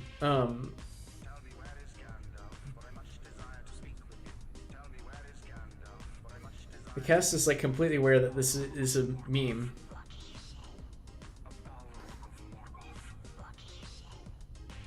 I find that just very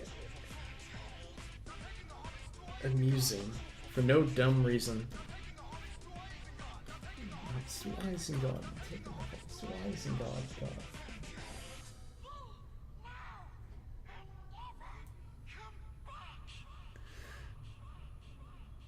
Is this really from 2013? I think this is from, like, earlier. I don't know. I'll look it up later. I only care to, Yeah, I think Orlando Bloom is in love with this. I don't know why, but I kept wanting to say something else other than Orlando Bloom. Oh, here's another meme. This is a fresh, late 2000s meme.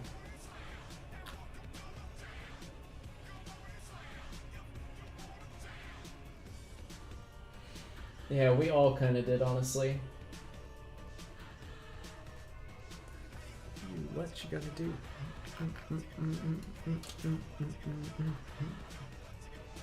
My best friend Dean, this is like his favorite. This is his favorite, like, movie, so to speak. He really likes Space Jam for no dumb reason. It said, I think a lot of my friends like things just to annoy me because it's a meme.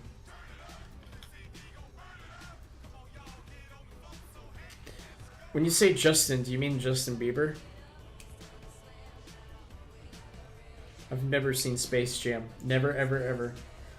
With all the memes that people have been making about it, I never actually want to. So, he punched Justin Bieber in the face in his Legolas costume.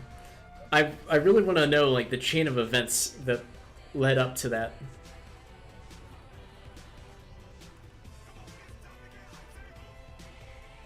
We're not going to sit down and watch Space Jam.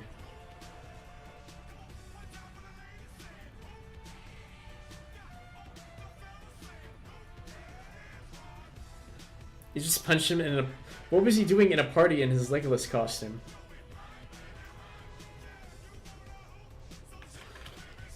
How did Orlando Bloom get to a party in his Legolas costume and punch Justin Bieber? Did he just go to it?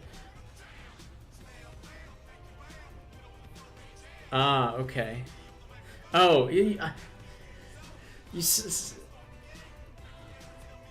in his Legolas costume, but I was just reading chat wrong. You were saying, like, you know, he's aware. He said he likes the Hobbit song while he was in his costume. I get it. Damn it, I shaved that part a little too much. That's the other advantage to grinding parts down with a file instead of shaving them with a knife, because when you can't really see it because it's light plastic, but when I paint this over, you're definitely gonna see them.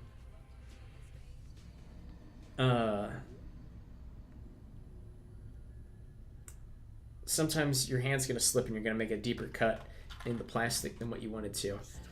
This again, there's more songs on here than, like, the same.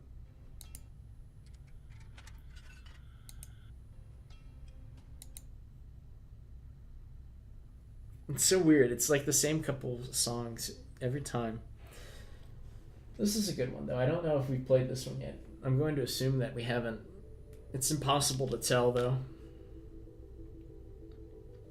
All right.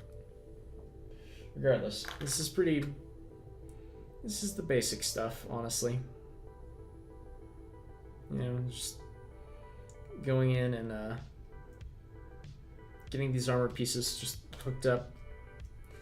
Legs have always been kind of bare bones, and I fucked this up somehow, didn't I? Sorry for my French, but...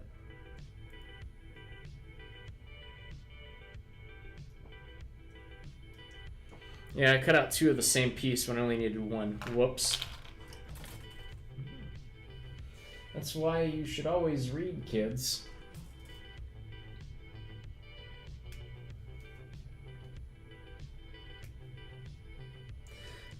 So this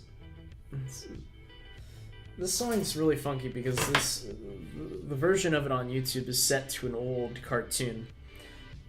But the cartoon, I actually did a bit of research since I was really curious. It's called, the song's name is Laserhawk, So Far Away. But the cartoon it's set to is a show called Silverhawks. And it's an actual show from like the 80s and everything. But get this, it was supposed to be the science fiction version of Thundercats.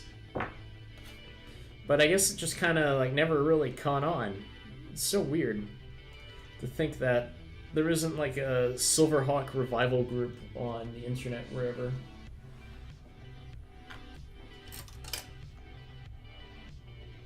That no one out in the deep blue of the internet wants this show to come back. Was it really that bad? We'll never know the truth, I guess.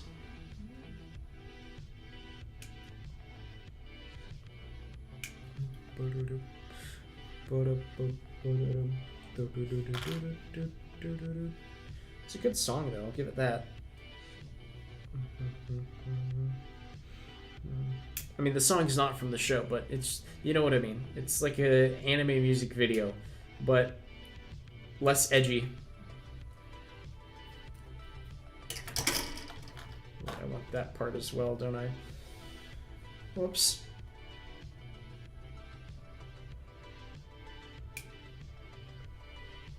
So let's have a real good conversation here. Let's talk about a thing. I don't know what to talk about. I was gonna try and segue in that, like, in with a neat joke, but I couldn't think of a neat joke in time. So we're now just kind of stuck on this little bit until someone, like, comes up with a talking point. Because I don't have anything right now. I'm kind of... it's getting to that point in the night where I'm just kind of, like, yawn, snore. I mean, after this, I'm hungry, so I'm gonna have to get a snack. Which means, you know... the doctor's orders since is that I can't, after every time I eat, I have to stay up for another 2 hours before I actually like lay down to sleep, which I'm okay with because I'm a bit of a night owl. But for once, I'm actually just kind of doggone tired. So I think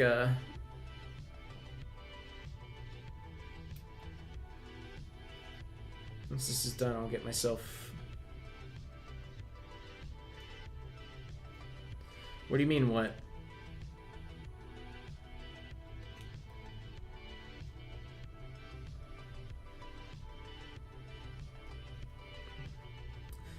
Yeah. I've had some really bad acid reflux yesterday and today. I talked about it a little bit earlier on the stream. But I was having some really bad acid reflux, and I've never really had acid reflux problems before, so I had to go to the doctor for it, and they gave me stuff to do, and I'm going to get medicine for it tomorrow. But then, after going to the doctor, I went and got bread to eat, and the acid reflux stopped. So make of that what you will. Yeah, this song hasn't really played either. Nice.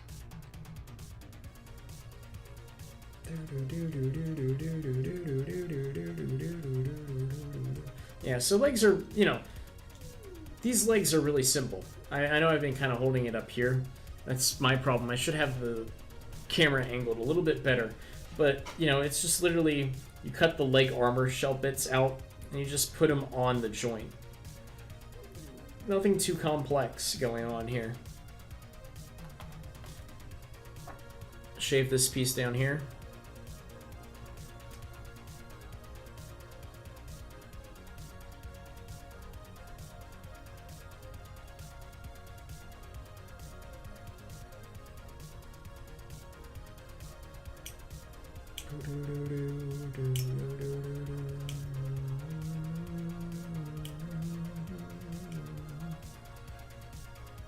But yeah, what do you guys think? Is it fun to watch me, I don't know, build a model kit on live television?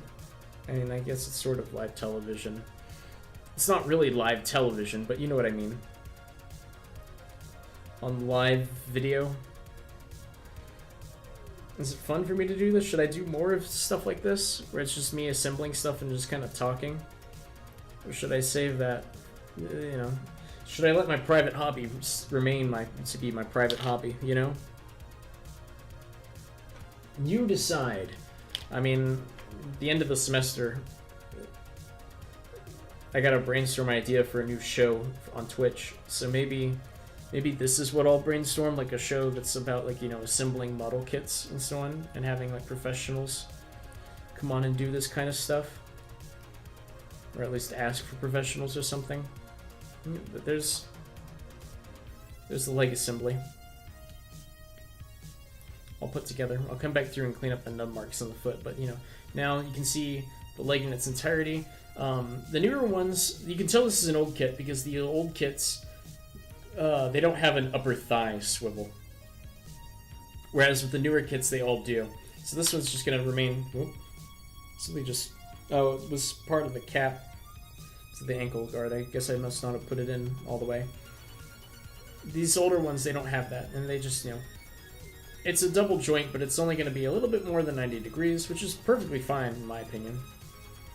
And, you know, this armor piece is going to waggle up and down a little bit for no good reason.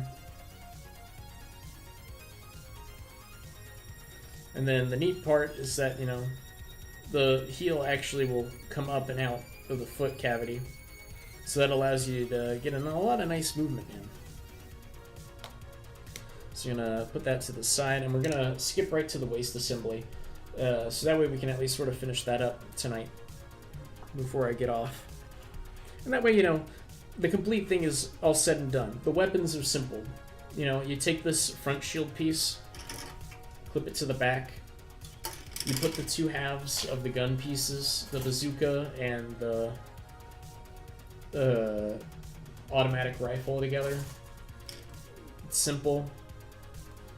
The beam saber. What about the beam saber, you might ask? Well, the beam saber, it's, for whatever reason, this is the chief indicator that it's an old kit.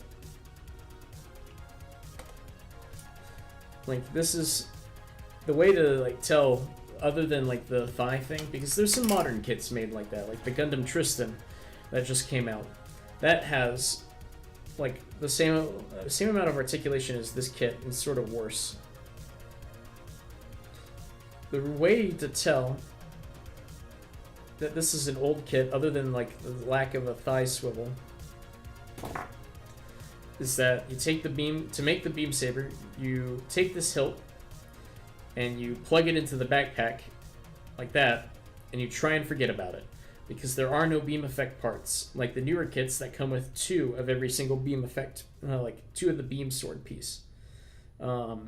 Which, from a modern standpoint, is really weird why this kit with a functioning beam saber doesn't come with any of that. But hey, any Australians in chat? If so, this is the song of your people. I'm actually gonna pause for a second. I knocked a piece off. Oh, it's right in my lap. I'm dumb. But yeah, is there any Australians in chat? Because if so, like, this is the, this is like the bat signal. But instead of like, you know, being a symbol that you shoot into the sky, the same thing just happened again. I think it's a problem. I don't know what the problem is. Maybe I'm just pushing it into something. This is like the bat signal, but... Oh, I know why, because I didn't clean the nub completely on that part.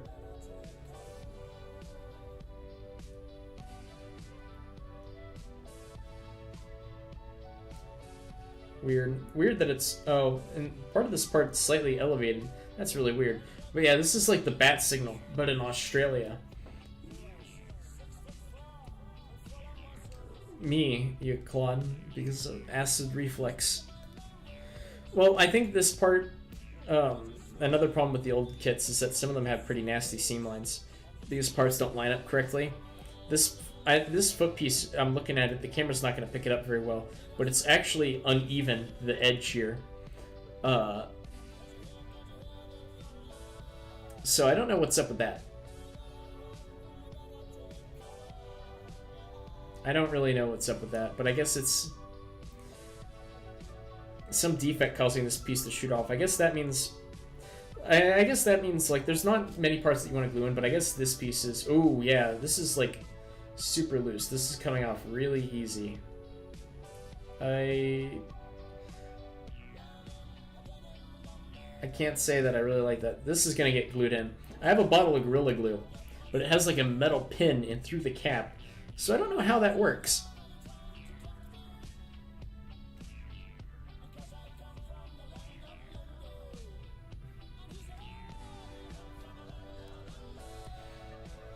I'm sorry, I've never actually seen the Men Down Under, or whatever, Land Down Under. I haven't actually seen the music video for this. It's very kind of surreal looking, honestly.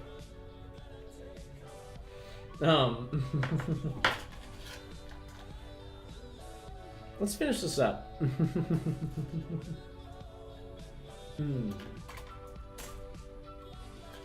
Grief, what am I doing? So we're going to take this piece and we're just going to cut it here because this red piece is entirely covered up. Now, there is one sticker used because this piece you can see on the left here. There's an arrow on like the crotch piece, sorta. And technically, the only sticker of the kit goes there. And it like completely covers up that little arrow, but it's not a good sticker, and I'd rather paint that sort of detail in than have a sticker do it because it's an uneven surface and it kind of sucks, and that's unfortunately a problem that still lasts into the modern day. Like the only sort of stickers I think you should really use is for like the eyes or the cameras on these model kits. Because otherwise, like they tend to they'll use stickers to like cover surfaces for when they decide not to print a part in the correct color. And when that kind of happens, you just at that point it's just kind of like, well, I might as well just paint it because they're not good stickers. The only good stickers I've ever seen are repro labels, but that's their entire like business model, you know. Bandai, the people who makes these kits, they make plastic. Repro labels make stickers. So who's going to be what stickers are going to be better? Bandai stickers or repro label stickers? $5 says repro label stickers are going to be better.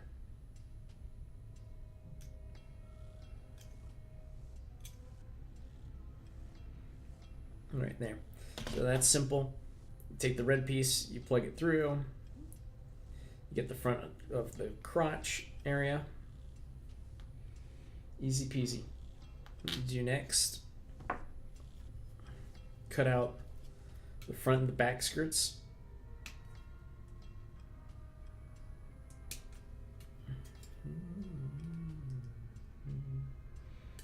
Also, this song's from the Suda51 game, Let It Die, by the way, which apparently just got an update.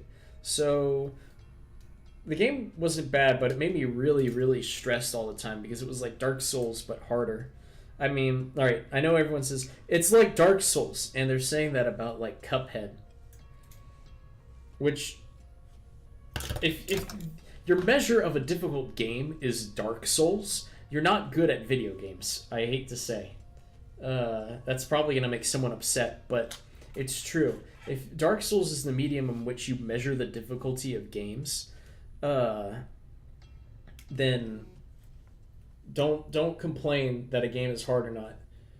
You want to play a hard game? Play Super Mario 64.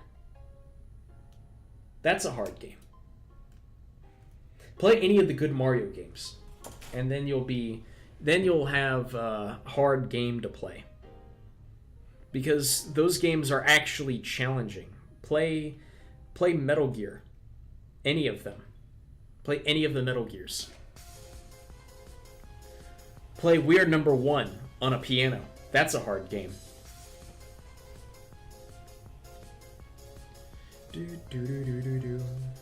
So this is the like entire waist joint here. It's one whole piece. Nothing too spectacular. Armor just clips on over it. You know, it's simple and clean. I still can't complete Mario 64, and I'm 21 years old, and I still can't complete Mario 64. I mean, it helps that I don't own a copy of Mario 64, but I bet if you gave me a copy of Mario 64 like on like the Wii or as an emulator or something, I still would be incapable of completing it. Because that game's hard. Dark Souls, I can complete just fine. You know? Dark Souls is easy. You just make Shrek, and then you just kind of like breeze through the game. Because you're Shrek in Dark Souls. Nobody's gonna mess with Shrek. You invade other worlds as Shrek, and then they just give you the win. But yeah, I mean, I guess like the only real way to play Mario 64 is on this Nintendo 64. But like, you understand where I'm coming from in saying this, right? Like, Mario 64 is an actually challenging game. Dark Souls a freaking walk in the park compared to Mario 64. And if your gauge of difficult game is Dark Souls, then you need to get out of my house, because it's untrue. Dark Souls isn't hard, it just plays with you that most games aren't willing to do. Like, the game's willing to try and, like, you know, implement traps and tricks. So, you know. Mario 64 requires a theoretical degree in physics. A degree in theoretical physics to play, if you wish to properly complete the game, as more than one video about penguins on a slope or something demonstrated. I guess that's like some video some guy did. Fuck. I'm sorry for the language. I've dropped another part.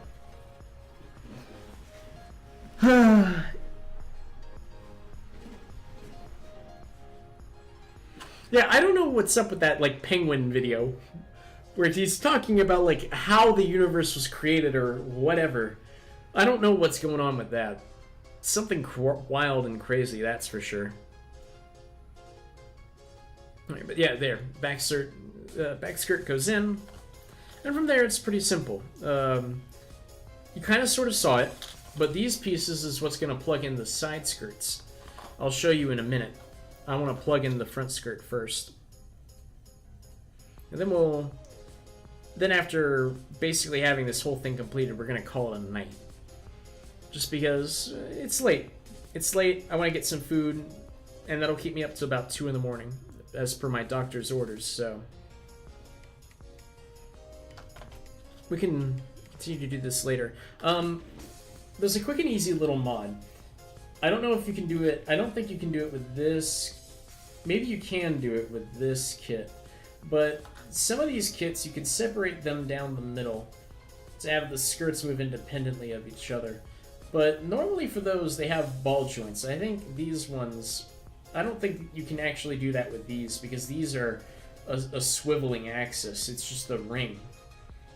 So if I do another kit on stream, because I have ordered another kit now, because I had to order a Dremel, a pin vise, or whatever you want to call it, for another project I'm working on. I'll show you. Oh no, we're not playing this again. We're playing this. That's what we're doing.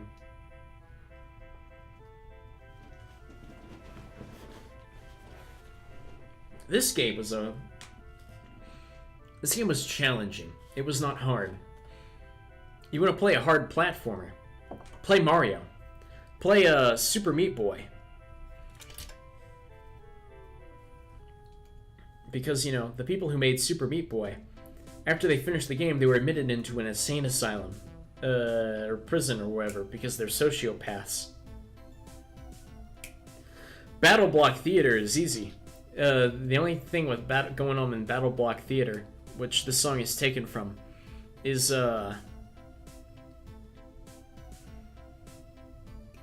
you got what's his name taunting you the entire time. Psychological torment at its finest. There should be more games where the narrator screws around with you, like in Banjo-Kazooie and Battle Block Theater. But yeah, these pieces that I'm cutting right now, these are the side skirts. So they're just going to plug into here. Just going to shave these down real fast.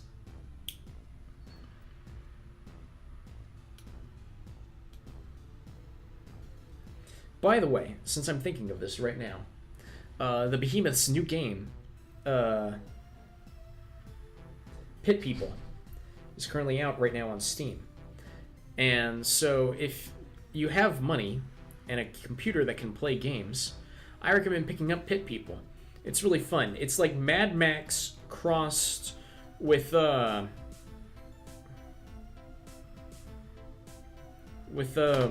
site that the Behemoth comes from, Newgrounds. Mad Max X Newgrounds. That's basically Pit People in a nutshell.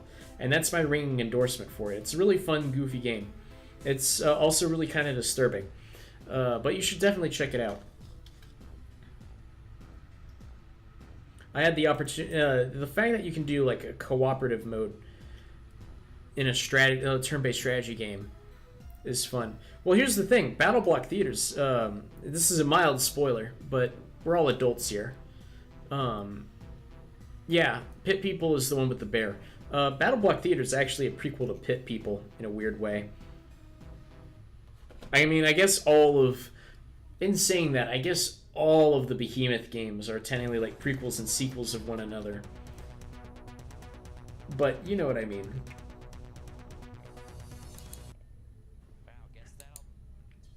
No, there's another one I wanna...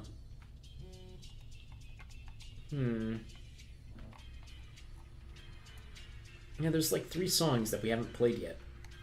Or more than 3 songs, like... No, that's not it. There's like half the songs we haven't played yet. Oh, I mean, I guess we could have played that one. We already...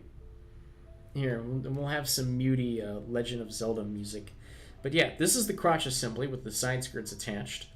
And just about every single hit piece in Gunpla is going to be like this. The back, or at least on the high grade scale. When you get into the larger, more complicated scales, like real grade, master grade, and perfect grade, like every single like inch of the figure moves. But for this, you know, what's going to move is the back skirts are just going to stay in place, but these are going to move. This is going to move up and down as well. And that's really about it. Oh, I did forget a piece. D16 and 36. Okay, so it's just some extra vents, so I'm just going to quickly pop those out.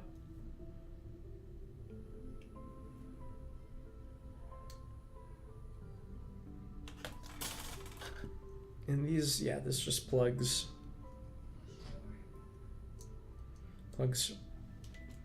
right. These are just thrusters that plug right in the back here. Yeah, all the Behemoth games are in like the same universe or something. There's like a weird sort of like Legend of Zelda-esque timeline for it. It's kind of freaky if you want to be completely honest. Where's the other thing? 16? It's right there. Weird. It's just a little panel.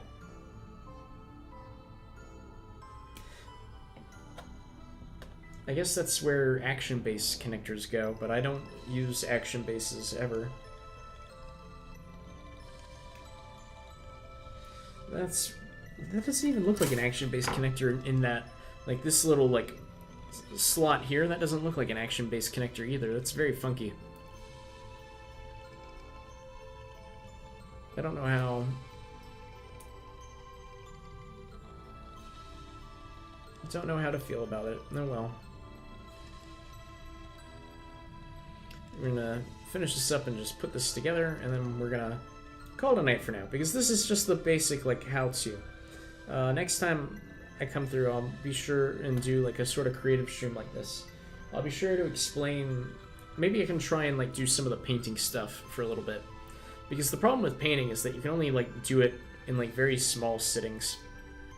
But who knows? I got a job now that I'm gonna be going in and out of town for, so it'll be interesting to see where that takes me. So yeah, that just plugs in down there. I don't know. That's a very oddly specific detail for a high grade. This like weird panel right here. Funky. So how this works, just take the leg, it plugs into the ball joints. That's it. Ball joint moves, leg moves. Done deal. It's good. That's it. It's good. Flip the hip skirts down. Plug the torso in. Viola. That's basically the robot. You know, head moves around. Shoulders will swing out. You can move it in all directions. Move it out like that. Down like that. Up and out in just about every way you can think of. You got the double... You got the really nice double joint here and everything. Hands on a ball joint. Upper arms on a swivel. You know. Legs go out about like yay far. You have a pretty nice forward. Backward only so far. It's not bad. Moving the legs backward is never a big problem, I imagine. Yeah, well, this is just legs only move out this far because of how it works. Leg bends like this. You know, like slightly greater than 90 degrees. Heels move up that. Yeah. I'm gonna finish this guy later, because I need to go get food. We're gonna call it a night here, I think, just because of time constraints. I can't stay up for 4 hours again. The massive ones, like, yeah, so to do all of this took me about 2 hours.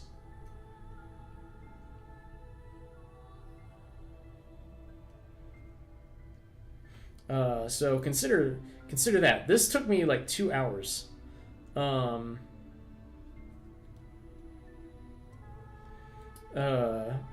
This is like what I would consider to be the bare minimum for a high grade size figure.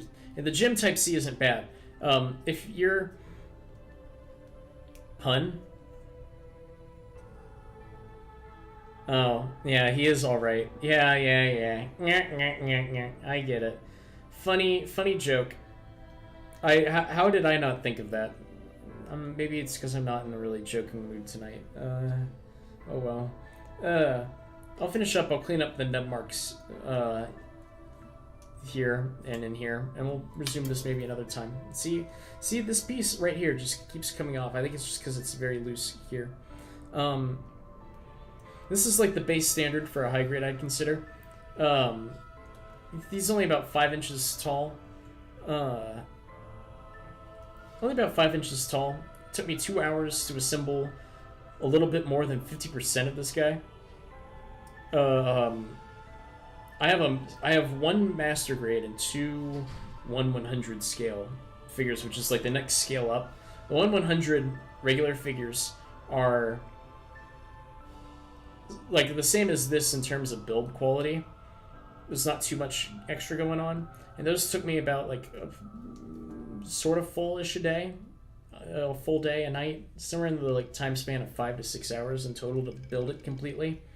The master grade took me like a full day because in the master grade, like everything moves, nothing stays in place, everything moves. And then I went back through and decided, you know what would be fun? It would be really fun to paint the master grade and the 1/100.